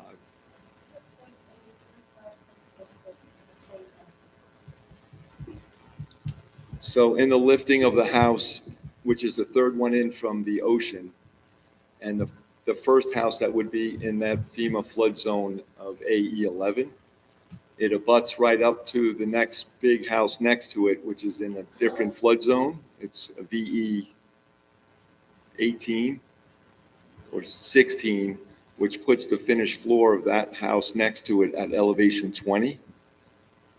So that's why we were asking for the FEMA +5 instead of the town required FEMA +4. So if we're in FEMA flood zone 11, the state wants us to go to 13. And we want to ask for 5 feet. So we want to go from 11 to 16, because when the ocean comes, it doesn't care if we're 120 feet from the ocean or 121 feet, because FEMA put that line in the sand of VE zone versus AE zone. So we're trying to get this house above the raging waters when they do come. So I think that FEMA +4 rule was, in my mind, built for the mainland and for looks of big walls of concrete. And at the beach, all the houses are lifted, and if we went 1 extra foot, FEMA +5 instead of FEMA +4, it would be absolutely fine, especially when you see those houses that are tall in Kismet. So right now, it currently holds 44%. Correct. And the extra 1% is because you're lifting it, you require certain Yes, ramps. well, we modified the decks. We reduced some decks on the south side, and we did add some decks on the east side. So I tried to keep it as close to 44 as I could. What drives the extra 1%? Larger decks, or is it? We did enlarge the eastern deck. I know we added a 4-foot walkway on the north side, but when that touches the other deck, that increases the deck square footage by a little bit. So we removed some decks and we added some decks. So you're adding 1%-ish, Yes, and you're still this precedent. that's correct. And the other issue is you want FEMA +5 as opposed to FEMA +4. Right. And the town has FEMA +4 instead of FEMA +5 because of what? In my mind, it's they don't want concrete walls in Islip and East Islip and Bay Shore. And you're saying this would be locust. Yeah, it would be the 8x8 posts with breakaway walls and that type of construction. Peter, do you have any comments on this? Or?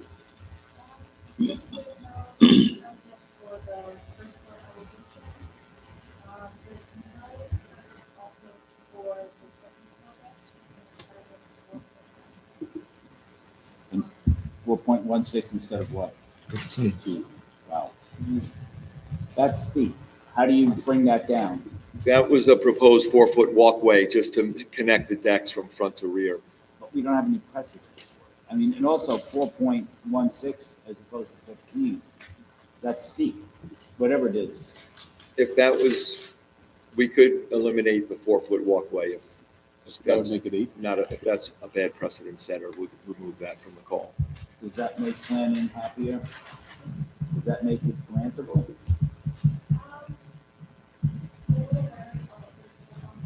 And the first floor elevation is at what? They make it 16. Right.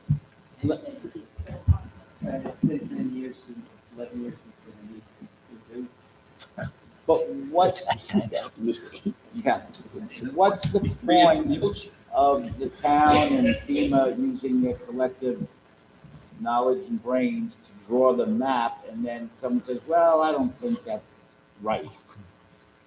Why do we favor your thought process as opposed to the federal government, the town who adopted what they did? I mean, you have to draw the line somewhere, and they drew the line They there. drew the line. Presumably, they did it because they thought it was reasonable.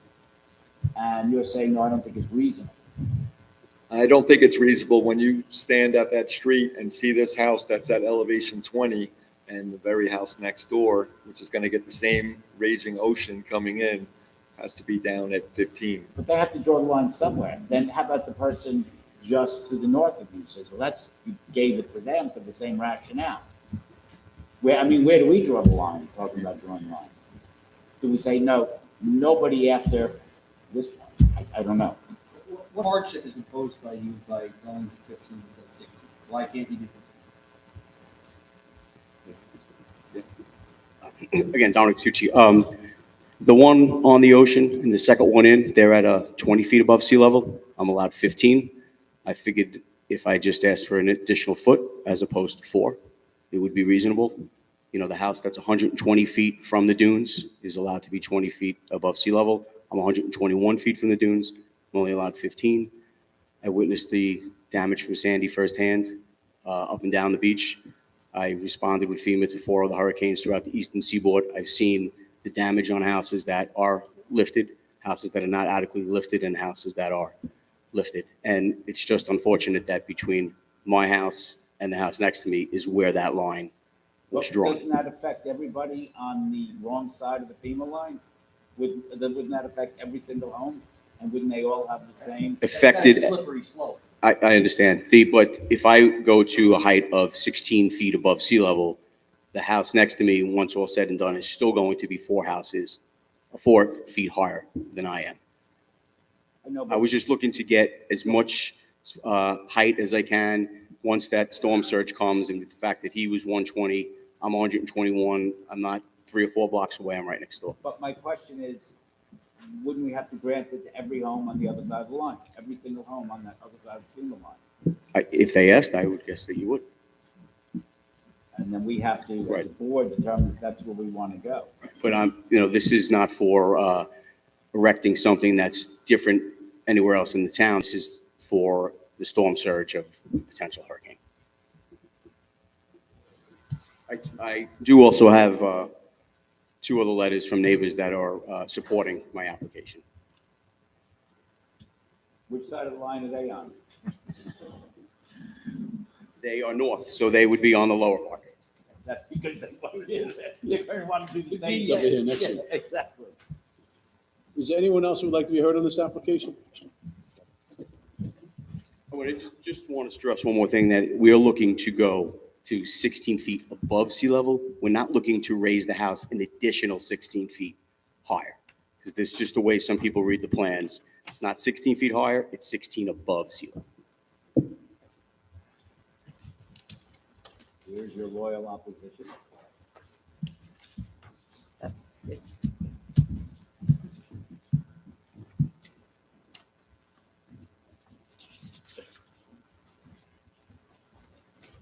Good evening, Mr. Chairman, members of the board. My name is Gerard Glass. I'm an attorney representing Elliot and Debbie Epstein, who live right next door at 22 Lighthouse. They are not here to oppose this application. They're asking for some modifications to the application. This is the 3rd house, the subject, from the ocean. They are the 4th house from the ocean. And Are they on the block, same block? So they're just one north of this correct, project? right next door, Okay, next to that walk. okay. And believe it or not, they're not even here to complain about the walk, which I know would create a So they're precedent. not here to complain about the view? They are here to complain about their privacy, which does include the views. Okay. So, but I want to zero in on really what their complaints are.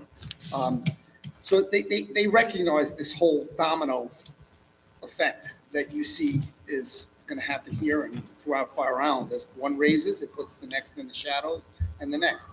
They can accept that. They understand the public policy and benefit that goes along with raising the home and, with the hurricanes and flood zones.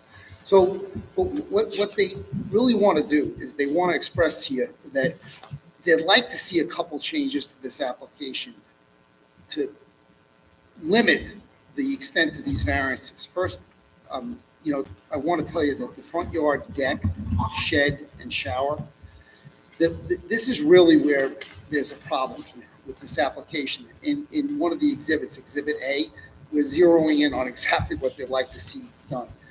That and the rooftop deck, I think, although we didn't speak to the issue of precedent with regard to that rooftop deck, there is precedent right in that neighborhood that I think supports the denial of the rooftop deck. Lastly, just a construction element, would ask Mike Dunn if he could modify the plan. I'm not sure whether it shows wire railings, but that visual friendly kind of appearance is something that softens the impact on the neighbors. So first, let me just talk to you. I know you know the standards in the town law. I'm not going to repeat them, but I will say this from the standpoint of privacy, the elevated deck, shed, and shower abut my client's home. It creates a wall, if you will. Mr. Glass, I'm trying to follow, but I can't. Could you show us on the overhead where you're talking about and where they're building? So your client is to the north, and the deck and the shower are right there. They're listed on that Exhibit A. If you look to that, it's a clearer. We're trying to get a grasp of where they are in the So area. they're in the front yard, Okay, Now, you, right in front of your clients. right next to the front yard. what would you like as opposed to what they have applied for? What would you rather see? Your Well, client? I think that you don't really need those two structures. That'll probably take off about that 1% that you spoke of. Put them below, put them in the backyard. It's What the two structures are, the outdoor shower and the shed. shed. Yeah, that really is my client's biggest concern. I think there's alternatives where you could put those two structures. Mr. Glass, I mean to interrupt you. I have a question. So the shed and the shower, the back of them would be facing your client's property line in your client's house, right? Yes. So how is that any impact on their privacy? Nobody's looking through the shower wall or through the shed to see into your client's property. Well, I think that part of the privacy issue relates to the second story deck. Okay. The So the rooftop shower and the deck. shed, not privacy? No, it's a wall. It's a wall. But it does impact, views for them. So it's both issues. So right now, it sits about 3 feet above the sand-ish. And as proposed, it'll sit about 9 feet, 10 feet. So in other words, they don't want to look at a wall. Pretty much. I think that, it is a, reasonable request in light of the fact that there are a lot of variances they're looking for here. It's not clear to me, but if you look at one of the exhibits that I submitted, Exhibit B, I'm trying to, and I was retained very late, but it looks like to me that, extending this and elevating a front yard shower and a front yard shed would be unusual for this community. And also, I think that impingement into the front yard for those type of structures would be unusual. So, we talk about precedent here all the time, and I want to just point out that in Exhibit C, the board has turned down rooftop decks just 2 blocks away with a similar FAR based upon this concept of privacy. The house has other decks. This is not the main reason I'm here. The main reason is those 2 issues of the shower and that shed. Do you know if any other homes in the area have a shower and shed in the front? They do not, to my knowledge. And that is an issue of precedent. Have I spoken to him about it? I'm not sure that was, my client, I don't think could have that conversation with his neighbor. So that's why, it's an awkward situation. So. Why can't you have the conversation? They don't get along. Well, I have one of those neighbors. So, and even with that, he's not here to oppose the application. He's here just to ask for those 3 modifications. And the rooftop deck being probably. Isn't that opposing the application? Right. No, because there's 8 variances. It's got the most variances. He's opposing the shower, the shed, and the second story. Right, put them below. Put them on? Put them below, put them in the Question, backyard. Billy. There's other places to put them other than in the front yard. A question, just a question.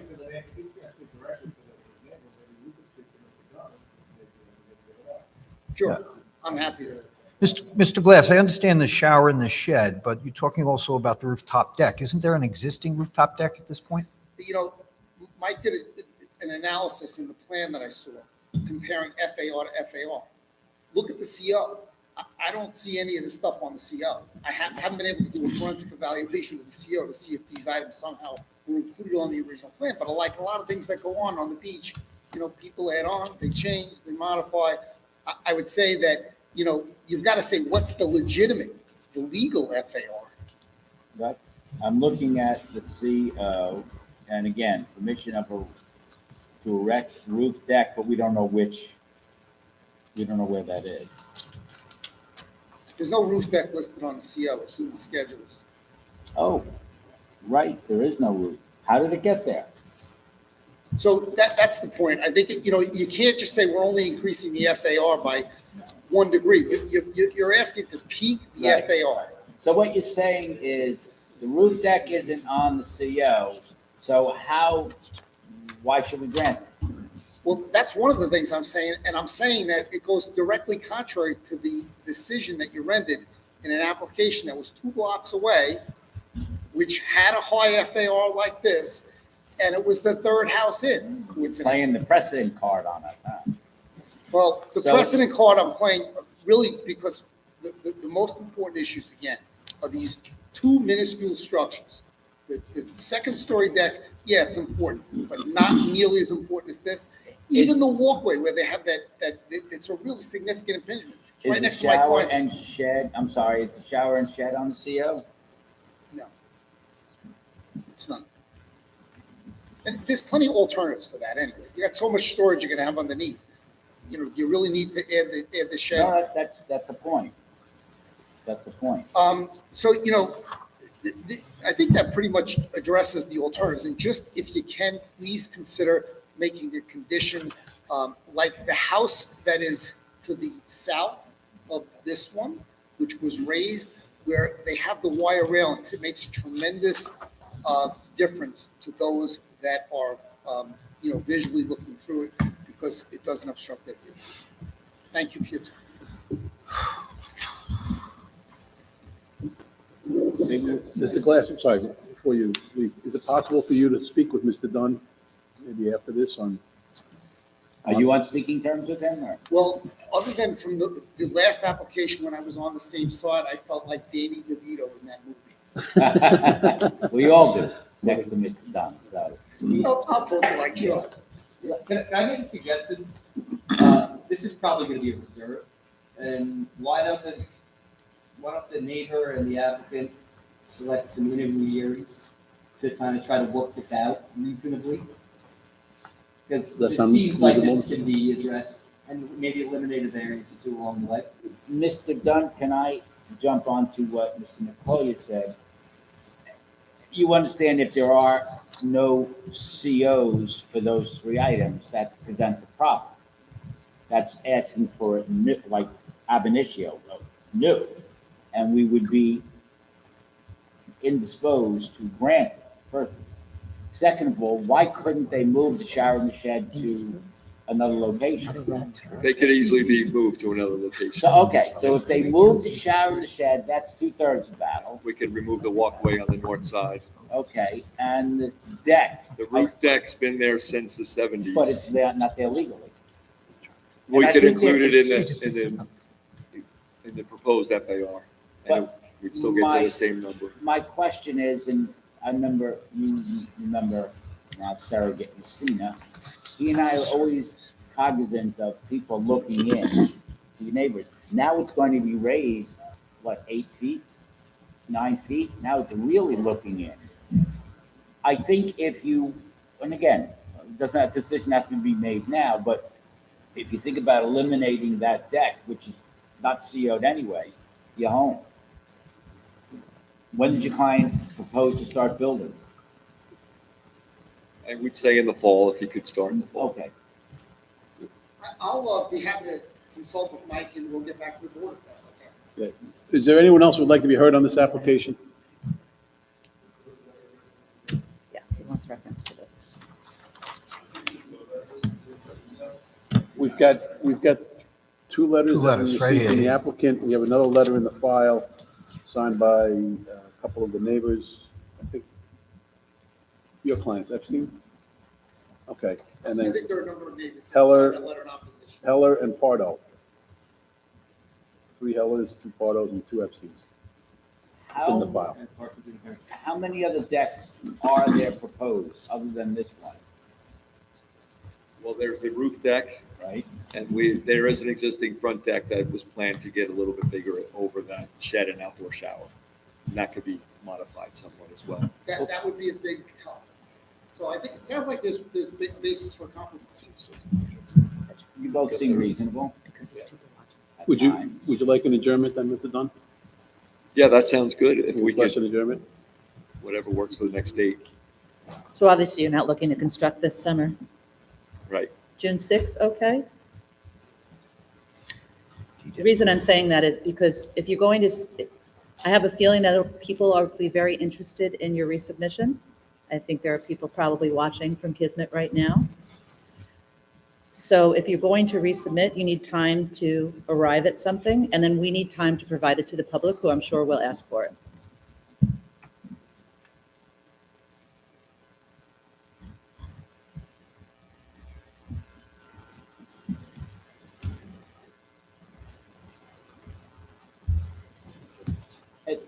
Yeah, that June 6th would be a good date. Okay, Mr. Dunn, you may want to impress upon the applicant, who's standing right next to you, that it makes it difficult for us when there's no CO, and an applicant says, oh, but I want what, it's not there legally.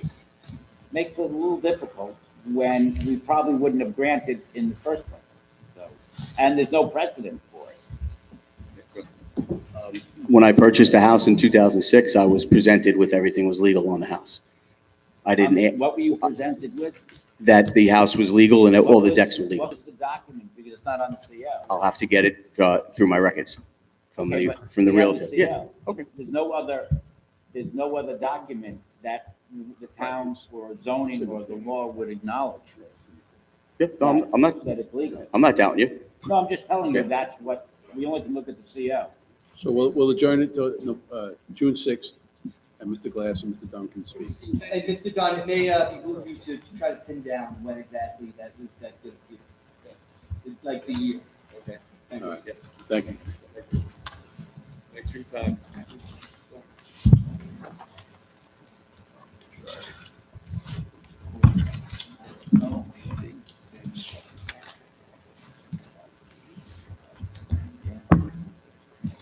Application number 271-23, Daniela Munoz, adjourned from April 11, 2023, to renew permit for accessory apartment pursuant to Islip Code Section 68-616. Residence A District, west side of Comac Road, 120.8 feet north of Brook Street, Islip. Good evening. Can you please state your name and address for the record? Daniela Munoz, 278 Comac Road, Islip, New York, and I'm here to renew the accessory apartment permit.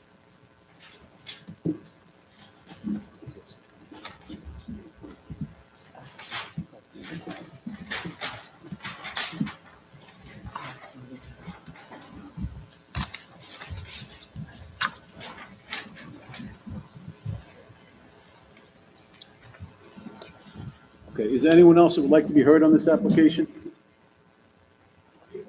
Okay, come on up. Ms. Munoz, if you could, please step aside. Well, you can all walk up at one time, and then you can speak one at a time.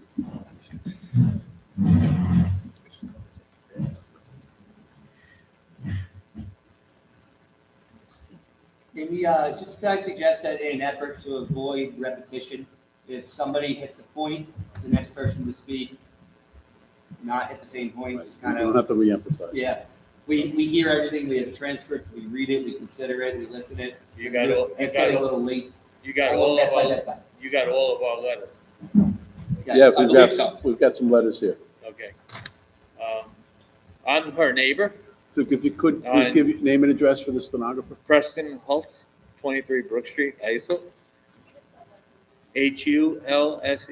And we have your letter here, Mr. Olson. My family's been in my dwelling since 1929 when the house was built. It was Darling, and he was a town deputy of the town and carpenter in the town. So my history of the town has been here all the time. When that house was built, we had trouble from the beginning. And then you guys okayed daycare, and everything was noisy during the day, but at 5 o'clock, everything calmed down. And then there was a drug dealer in the house, okay? And then These people came and got a permit for an apartment. Now, a nice neighbor is a good neighbor, and a good neighbor is a nice neighbor. But when the town code says that the noise stops at 11 o'clock at night, and it goes on to 2:30, 3 o'clock in the morning, and wakes me up on the west side of my house with the storm windows down, it's a little loud. And when you call the town on a Friday or a Saturday or a Sunday, the town public safety says to call the cops. The cops say it's a town code. They park across the sidewalk, they park next to the fire hydrant that's in the cutout of Comac Road. I don't care what my neighbors do, but have respect. And when I watch the town meetings with Angie Carpenter, with all the other supervisors, for your quality of life, what quality have I had in the last 3 years? I had open heart surgery. My kids came down during COVID that was a nurse and dealt with elderly parents, people that in assisted living that moved out. So I wasn't in danger of getting COVID. When they came to celebrate my birthday party, we were on the opposite side of the property, over 200 feet away, and my son politely went over there and said, "Can you turn down the radio?" I cannot tell you the exact quote because I don't speak that way. But she cursed him out and said, "If you don't like it, go in the damn house." And it wasn't damn that she used. That is not a good neighbor or a respectable neighbor. If you go into all the complaints that code enforcement has had for a multi-family dwelling, she's supposed to live there. There's 3 families there. There's a basement apartment, there's a middle apartment, and there's a top apartment. If you have living space in a basement, you're supposed to have an egress window. There is no egress window in that house. Well, when this goes through, if this is approved, when the building, when the code. I have a question before you answer that. Okay. If this is denied or approved, and we have other issues, if this is denied and she still has apartments in there, how are you gonna solve it? That's not up to us, we're just a review board. But what I'm saying though is, if this is approved, and there is truly no egress window in a basement apartment, she's gonna have to get an inspection before any certificate of occupancy or permit is actually issued. And trust me, the code enforcement officers. I've been around the whole town, especially with code since COVID. It's all phone. Everybody's passing the buck. Now, what I got out of it was code enforcement went up there and they said, "Sorry, we don't want you in the house." That's one. 2, taxes says that they taxed them for an apartment on the house. I said, "Do you understand what you're saying? If you look at my house, I have a building that's bigger than 2 of my neighbors' houses, so I'm gonna put an apartment house there. On the east side of my property, I'm gonna put Class A motorhomes. When you come onto my property, I'm gonna say get off and everything's gonna be legit." We're tired of trying to call the town and the cops to get the noise down at 11 o'clock. It's not one weekend, it's Thursday, Friday, Saturday, Sunday. I understand completely. I just, what I'm So getting what at we is, want is the I think quality you're of punishing life. the wrong people. We're here one night a week. I'm not trying to kill the messenger.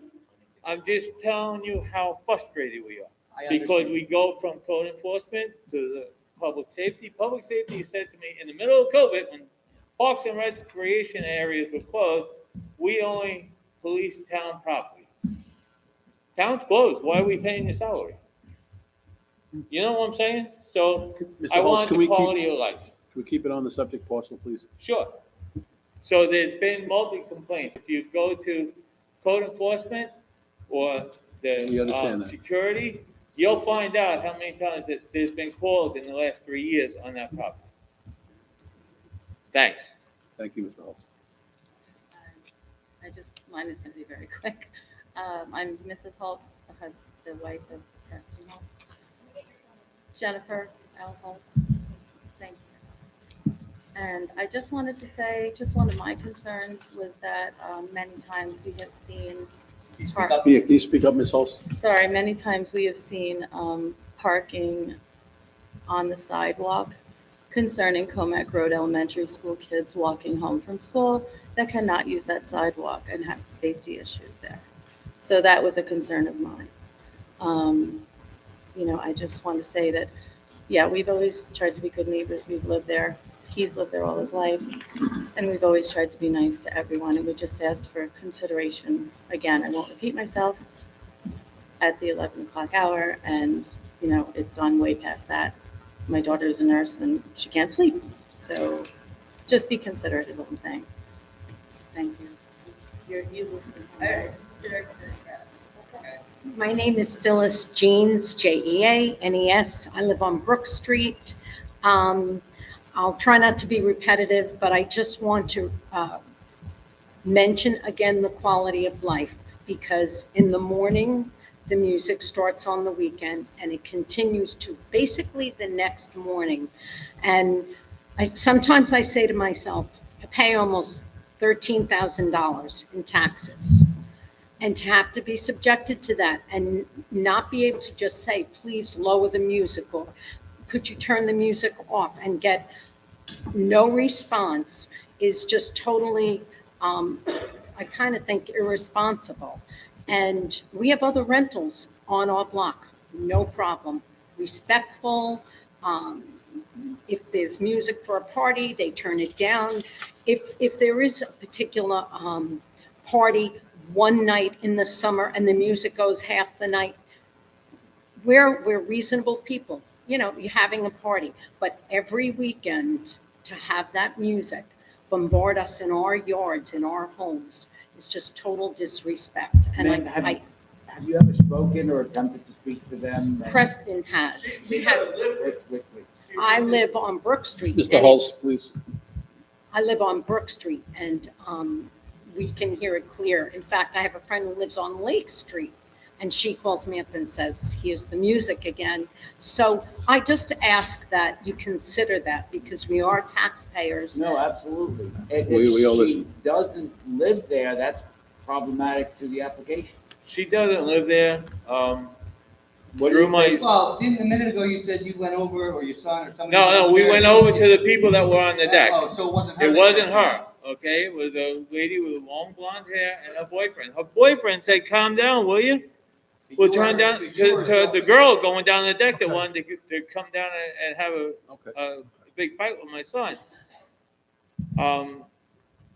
The homeowner 3 years ago came here and said she would like to offset her mortgage, and that's why she was requesting the apartment.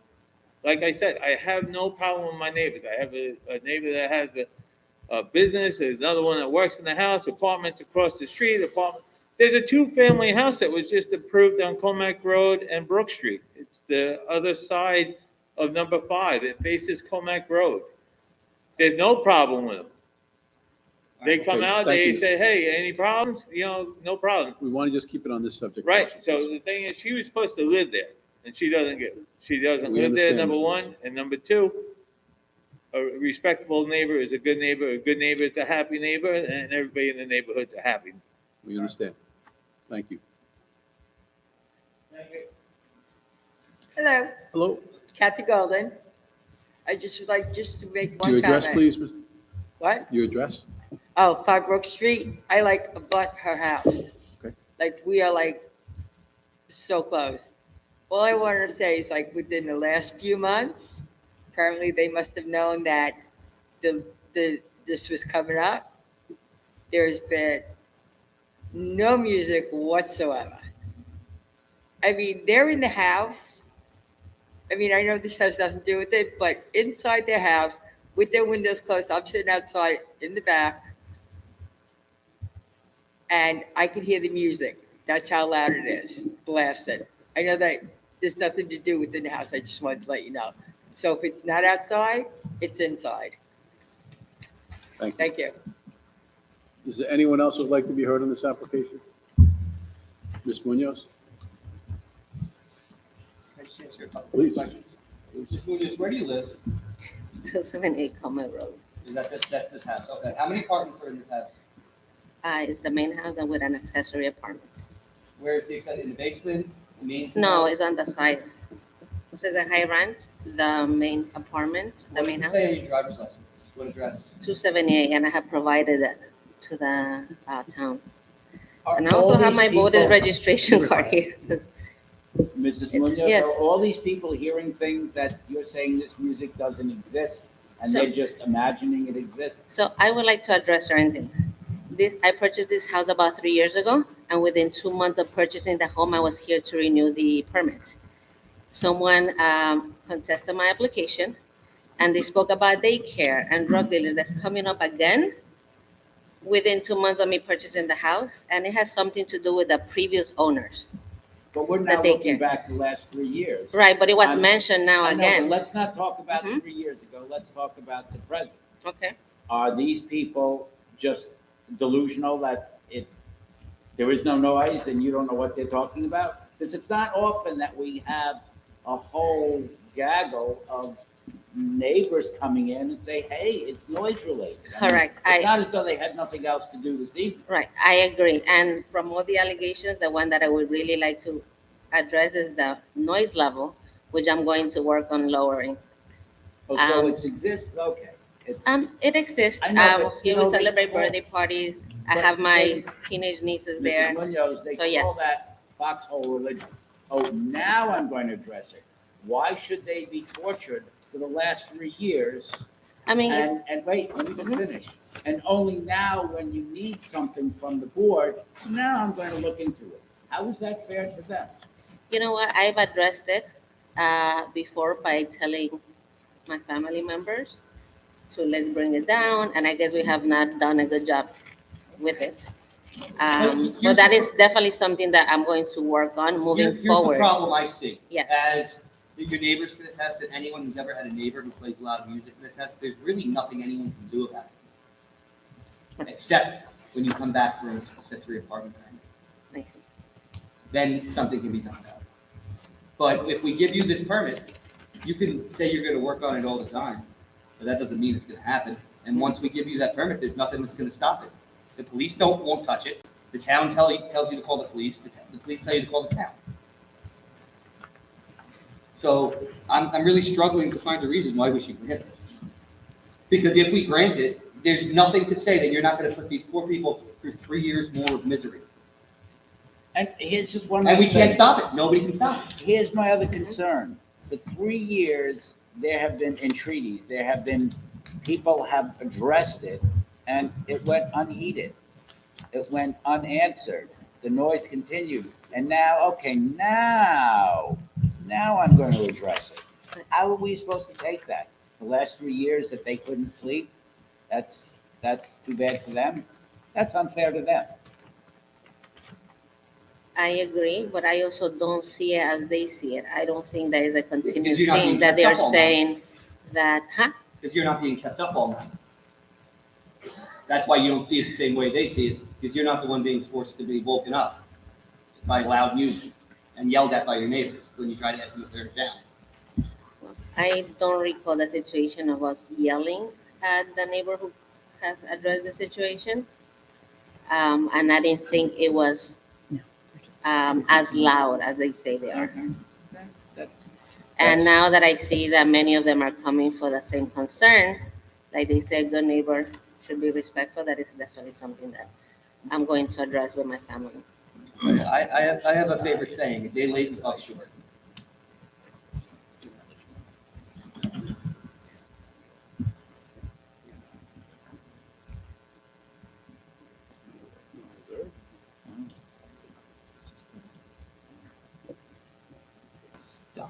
Don, this is something that I remember when this application was here.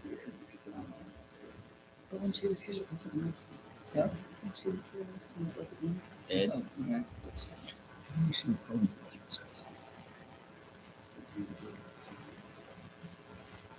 Have you ever been served with a summons for the noise?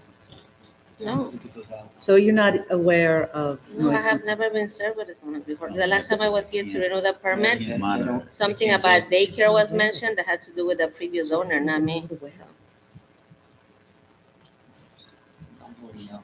So I don't have any record of this.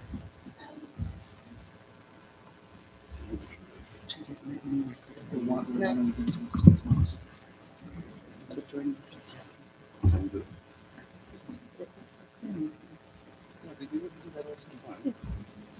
Ms. Munoz, That's Yes. we're sir. considering giving you a 6-month renewal. Okay. And you'll have to be back here in 6 months. And And we will expect your neighbors to come and tell us good things. And if you're, and in 6 months, if we're hearing the same story, your apartment permit's gonna be revoked. We're not gonna. I see. So you also address noise complaints here as part of the process? Yes. No, Part of we the renewal. don't, we're not Noise addressing noise complaints, complaints. But complaints are part of what we consider, but we don't issue noise complaints. That's not our requirement. Although I have no record of this, although no one has reached out to me saying that. So now you're aware, and we're giving you 6 months to make it better. And there has to be an inspection too, right, Jordan? Because there's allegations she doesn't live there? As one of the people in code enforcement told me, what is it the board would like me to do? Have everybody put their hands against the wall and say, where do you live? So it's really, you could find out that she lives there by whatever means you want. Utility bills, we know they're probably in your name, right? Yeah. She has her driver's I license in her name. I think I don't it's understand. reasonable that we grant it for 6 months. And if you get a bad report card, so there's no surprise, you know what's going to happen. Mr. Nicole, you said that. So I think it would behoove you to tell your family members and friends and Romans and countrymen that you better keep the noise down because it's going to be on you. Understood? I understood. Doesn't that seem fair? It seems fair. I wish I could have known on writing about this noise complaint so that I can work on it earlier. Well, now you're aware of the noise complaints. Right. And now you'll be attuned to it and you'll be out there like the air raid were. Lower that. Correct. Yes, because I'm surprised to be here again because of the allegations that happened at the very beginning. It seems like there's always seems to be a problem with this particular property. Even with the previous owners that were here to renew, and someone was always contesting their application. And I'm here again for a second time. We only know what evidence is put before us. We don't live there. And as I said, when we have a number of citizens come in and complain about it, we normally don't see them come in for no reason. Should we go bowling, have ice cream? No, let's go to the zoning board and complain about something. It doesn't happen that way. So I'm crediting them what they're saying. And you're telling us that you were unaware of it. Now you're very aware of it. Yes. And now you'll have 6 months and you'll have to be back here and we'll see. Thank you.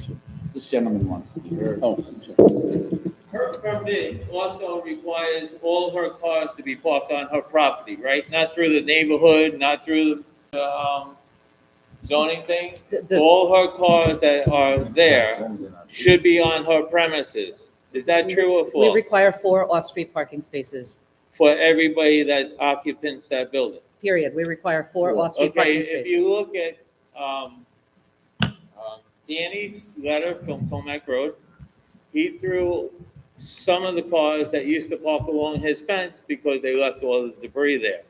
If you talk to the fire chief, the hook and ladder can only come out and make a left-hand turn to go south on Comac Road, because if you look on how this road is here, Comac Road right there, going to Kings. My question to the council is, when you walk next to each other, if you're on the inside of the white line, is that legal? 25 feet away from the fire hydrant, legal. There is not 25 feet from that bend in the road to let they go, so This is not. Zoning This is issue. not for us. No, what I'm saying. No, you've done well. You've done well. right. Quit while you're ahead. Okay, so. You did well, son. We heard you. No. Thank you. Thank you. One question? No, just a question. Okay, so basically they're on probation for 6 months. Yeah. So now they're gonna keep it quiet. Like I stated earlier, for the last 3 months, I haven't heard any noise. So what happens after 6 months? They don't play any music at all hours. Well, isn't that what you want? Right, but then if we come back and say, oh, they didn't play any music, you grant them the permit, they're just gonna start right up again. Ma'am, let's take this as it comes. Okay. All right, so anybody else would like to be heard on the application? All right, so take a motion for the 6 month application. Yes. I'll make a motion, Mr. Chairman, that we grant the application for 6 months. Take a second. Second. All in favor? Aye. Aye. Opposed? 4 to 1. Application's approved. Granted. 6 month period.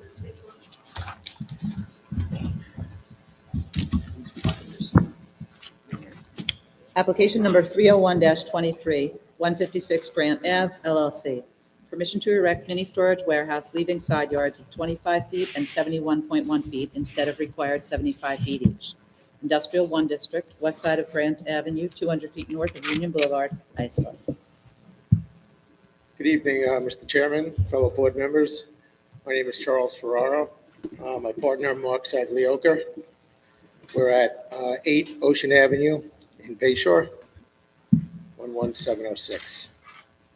I believe there's been a code change from the advertising just 10 days ago to today's hearing.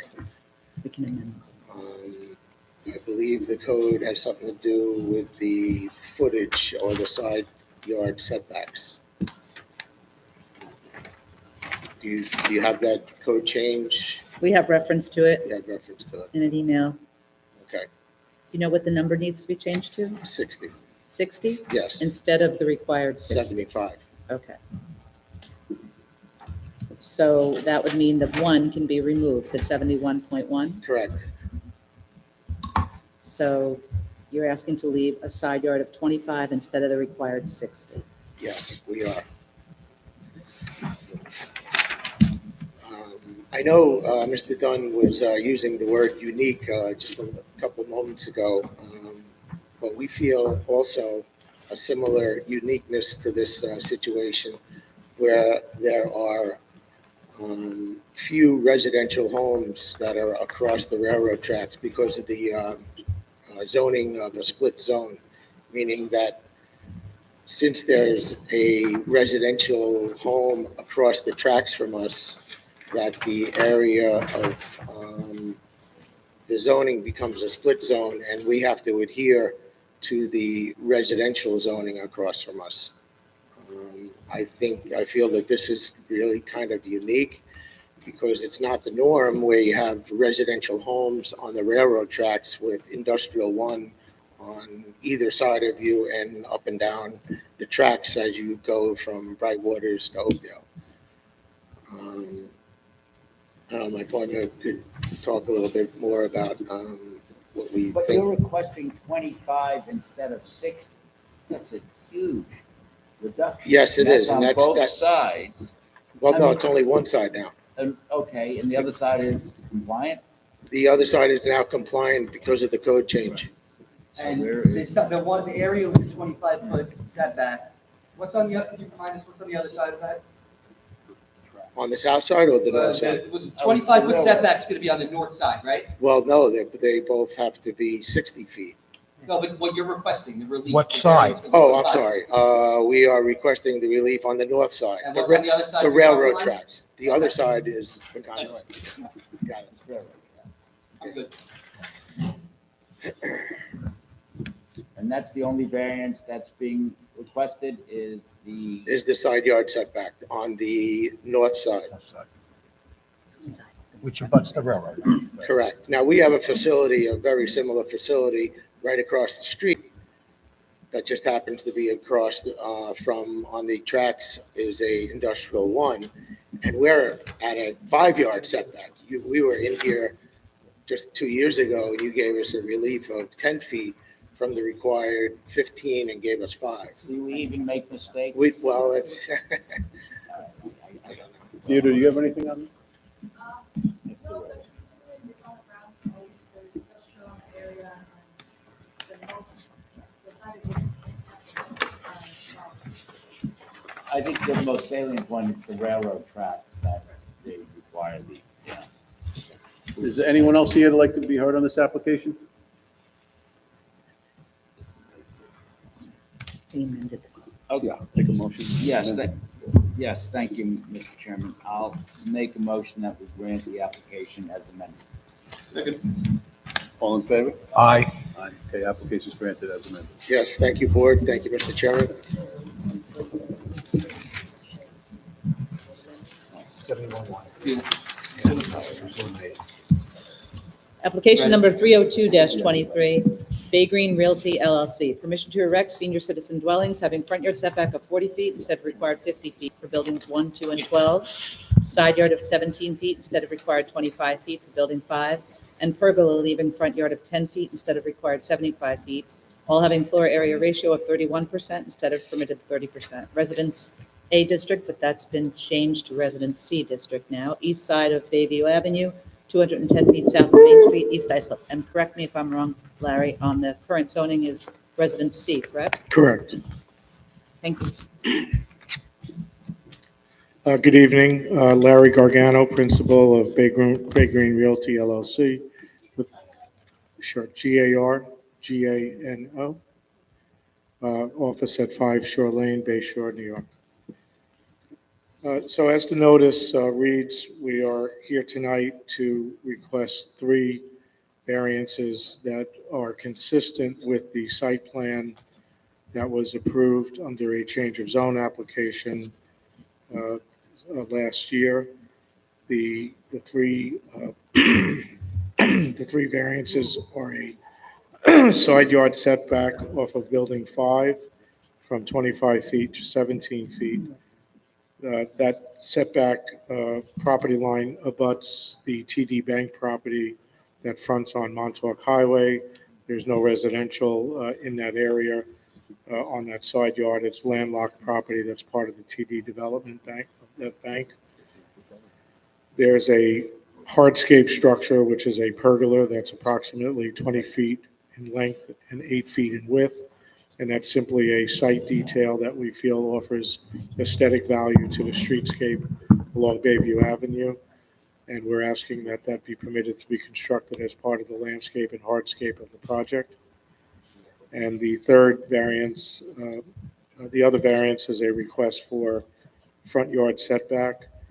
That was consistent with the variety of different homes in the street.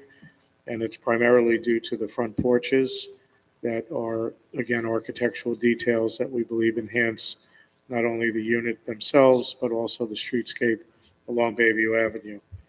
And the final one is a FAR relief, which is also based on the fact that there's an existing dwelling on the property. And at this time, we're not sure if the dwelling unit is going to remain or be removed. If it remains, it would be dedicated to a non-for-profit, the East Islip Historical Society. That was one of the concepts during the change of zone. It seems more unlikely that that's going to happen. And if that is not the case, then the structure would be removed, and then we would be below the FAR. We would not need that particular variance.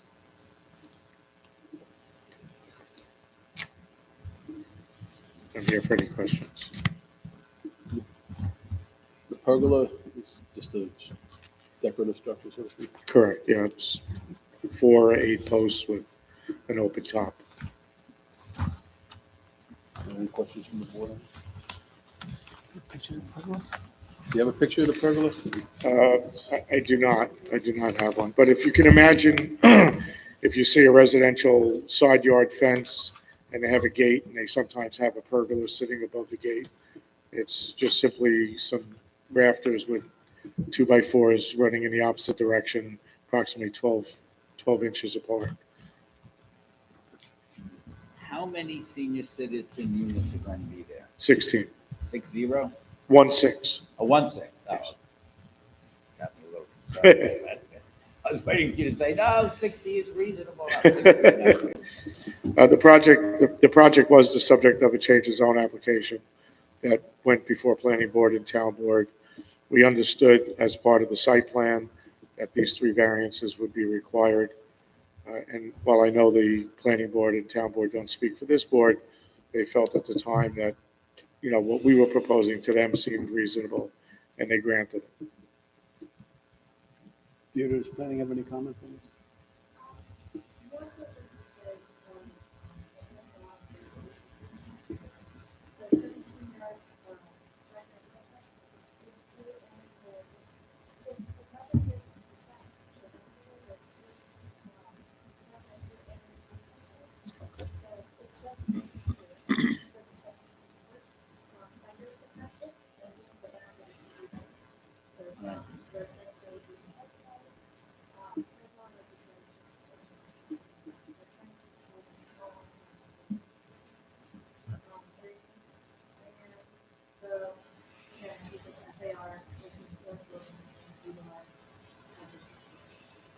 wouldn't be in favor of 16.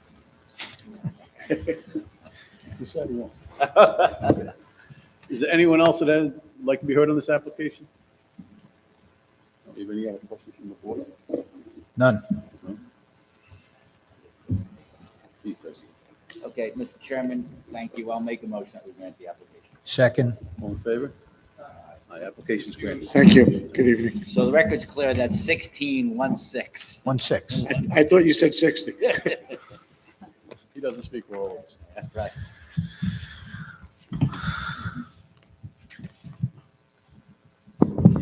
Application number 303-23, Bola Operating LI Corp., LF Property Holdings LP. Permission to erect retail fuel service station on lot having area of 75,321 square feet instead of required 80,000 square feet. Canopy leaving a front yard of 81.6 feet instead of required 100 feet. Secondary front yard of 43.5 feet instead of required 50 feet. Second canopy leaving a front yard setback of 40 feet instead of required 50 feet. Rear yard of 21 feet instead of required 25 feet. To install 9 fuel dispensers instead of permitted 8, leaving structures located in front yards where no structure is permitted. To maintain front yard landscape width of 22 feet instead of required 25 feet. To install ground sign having area of 45 square feet instead of permitted 32 square feet with gas price section of 15 square feet instead of permitted 6 square feet. And 3 facial signs where only one is permitted, primary facial sign having area of 32 square feet instead of permitted 20.5 square feet. 2 secondary facial signs having area of 20 square feet and 19 square feet instead of permitted 10.25 square feet each. Industrial Corridor District, northwest corner of Veterans Memorial Highway and Remington Boulevard, Ronkonkoma. Please state your name and address for the record. Hansley Mohan, Brown Altman DeLeo, 538 Broad Hollow Road, Suite 301 West, Melville, New York, 11747. MOHAN. What's it? Theodore, do you have any comments on this? This is all right. Talking like director about it, it's, if you look at the whole site, the parts where I read some of the more easy for the no offering, like the 9 food sponsors, that's because they're creating 6 small ones that are very hazard is in the front, and then there's going to be 3 diesel in the back. So it creates like a egress back there for trucks and things like that. But everything is, you're trying to get everything on the site, but still be workable and still have egress around the site. So, no. Okay. Is there anyone else here who'd like to speak on the application, even though we haven't given you a chance to speak? No? Any questions from the board? No. No? All right, I'll take a motion. Ron Conklin. I am Ron Conklin. I make a motion that we approve the application. Second. All in favor? Application is granted. Thank you, Mr. Chairman, members of the board. Have a good night. You didn't think it'd be that easy? Look at all that. It's late. It's good to go last. We're saving it for the next. Oh, it's one more. Yeah. Yeah, keep going. Are you opposing? Are you here to object?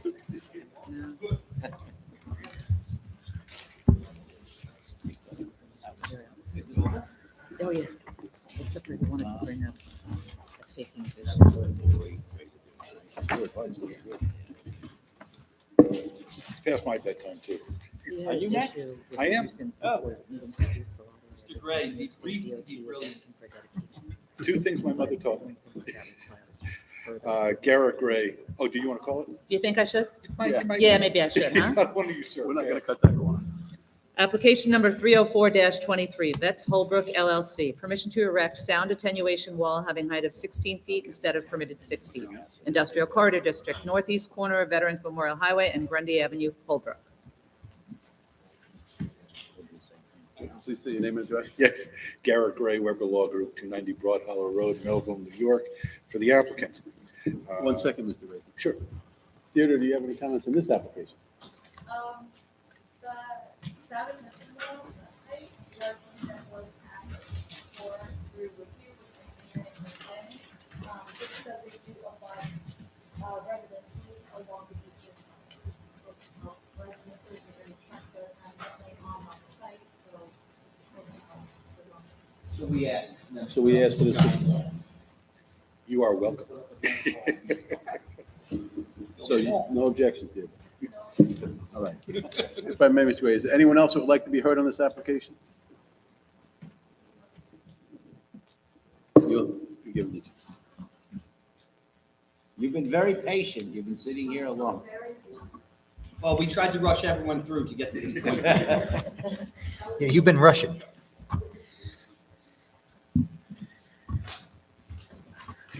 So my name is Debbie Feliciani. I live on 395 High Street, which is part of the area that will be developed. Sure. F is in Frank, Eliziani. I just want to say that my interest is not adversarial. I just want to understand a little bit more about the wall and the difference between a 6 and 16 foot, which I would expect is a sound abatement. It really has much more to do with the traffic. Is that correct? I'm guessing. Okay. So my interest is how much traffic are we talking about and how this wall will affect the area of the woods, what it will mean visually for myself, since I live on High Street. I'm the last residence on High Street. The rest is industrial, and there is one rental property at the corner. So it's more about understanding what's going to happen to my little community that I've been living in for a long time. Okay, we'll let the applicant address the description of the wall. Thank you. Okay.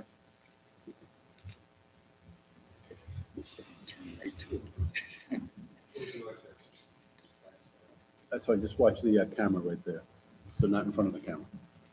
This is Chris Richter. He's a principal of Edge Holbrook LLC. Okay, we have a principal here. Yes.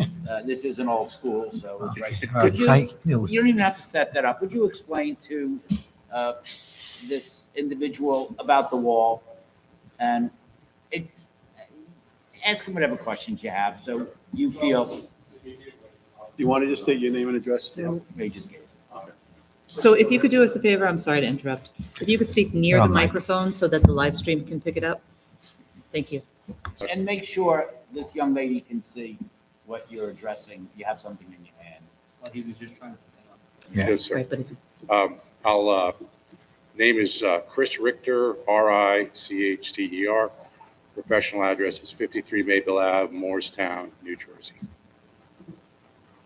So, good evening.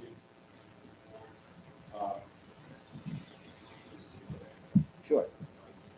So, this right now, we're going to put together, with the closing of the warehouse, access, all fence, we written these days, we just found all,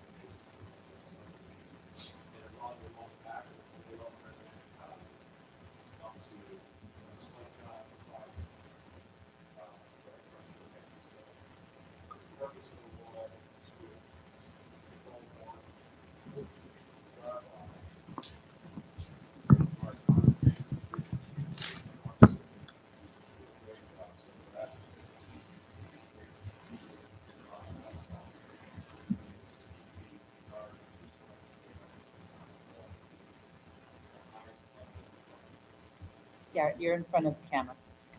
Stand in front of the camera. What percent of diminution of sound do you understand the 16-foot wall will accomplish?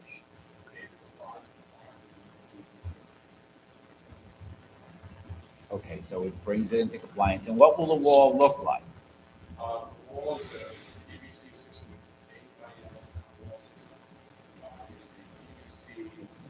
You have a picture of it? Maybe you could show. I'm sorry, ma'am, your name? Pardon me? Debbie. Debbie. Debbie. Could you show Debbie what it will look like, please? This is the wall system, it's a series of posts, it needs the sound of panels sliding, dropping, sort of,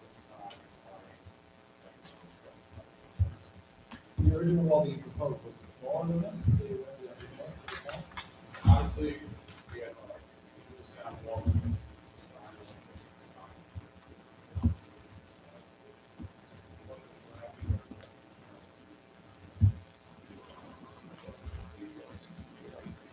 So it's going to be, But you wanted to, they asked, the town asked you to put on the higher one.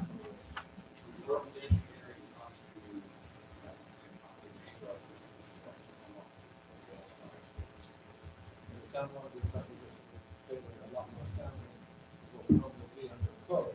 Correct. So that the neighbors, like, they can hear, they have less Yes. problems with this. And there'll also be vegetation on both sides of the wall, so it'll be attractive. Right. what will you plant? What's the vegetation? It's a series of arborvitae. Okay. And you'll be maintaining the plantings on the far side of the wall? Yes. So it's going to be 600 feet long, 16 feet high. What is the approximate cost of something like that? And it's going to have vegetation, and it's going to attenuate the sound. That's correct. You give us your personal guarantee. The beauty is that no matter what I say, it's noise. Right. Yep. Let's ask Debbie. Debbie, have you any other questions? I just would like to understand how this should go in. We should resist the law. He said it will bring it into compliance. Can you point out where you live?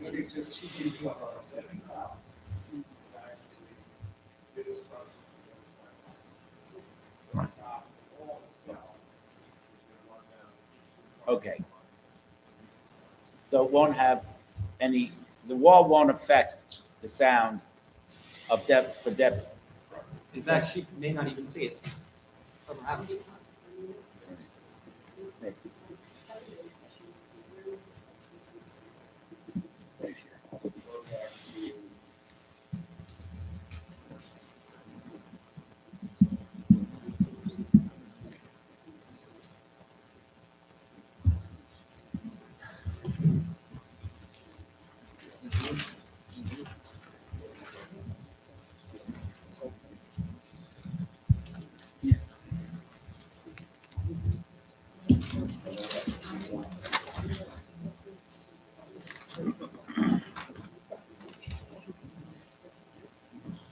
Maybe you guys can talk after we're done? Yeah. Sure. Get their own. Yeah. Well, your question could be done. Okay, well, what, No, what is your question, Deb?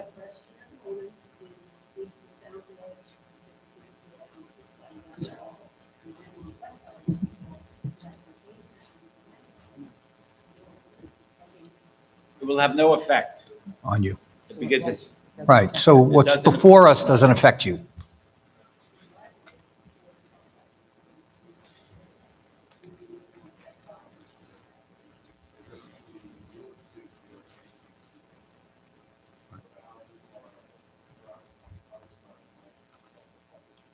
how far away is Debbie's house from? Approximately. From our property line, Yes. it's getting high street. That's Debbie's property. That house on Blue, the house on Blue, yeah, they- her house is actually pretty high. I believe that right away is 25 feet wide. But if you go back to the site plan, you can see that. We'll go to the high street side. You can see that we've created all that landscape up.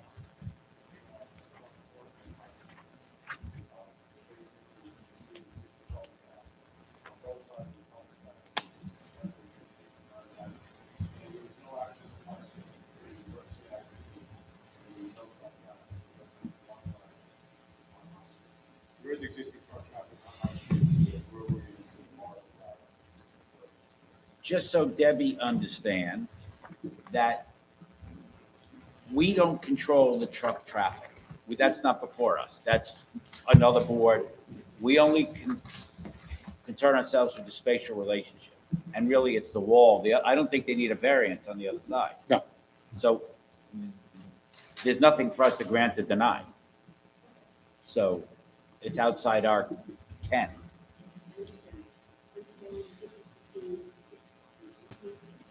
Is to stop the sound for the homes. I mean, the town, rightly so, I guess, asked them to spend $400,000 to attenuate the noise for homes. It's $100,000 a home.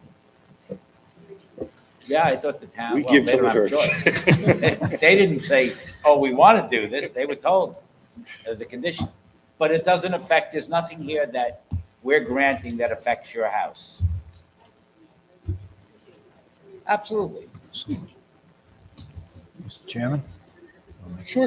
I'm actually going to give her my card. Debbie, you have She any has more the other- questions, Debbie? No, I didn't know if this was tonight. I already sent Debbie trying to get that. Good. We were staying, so- Thank you very Debbie, much. you're surrounded by friends. The love in this room. Aside from Debbie, is there anyone else that would like to be heard on this application? I'd make a motion, we approve the application. Second. All in favor? Aye. All right, application's approved. Okay. Right.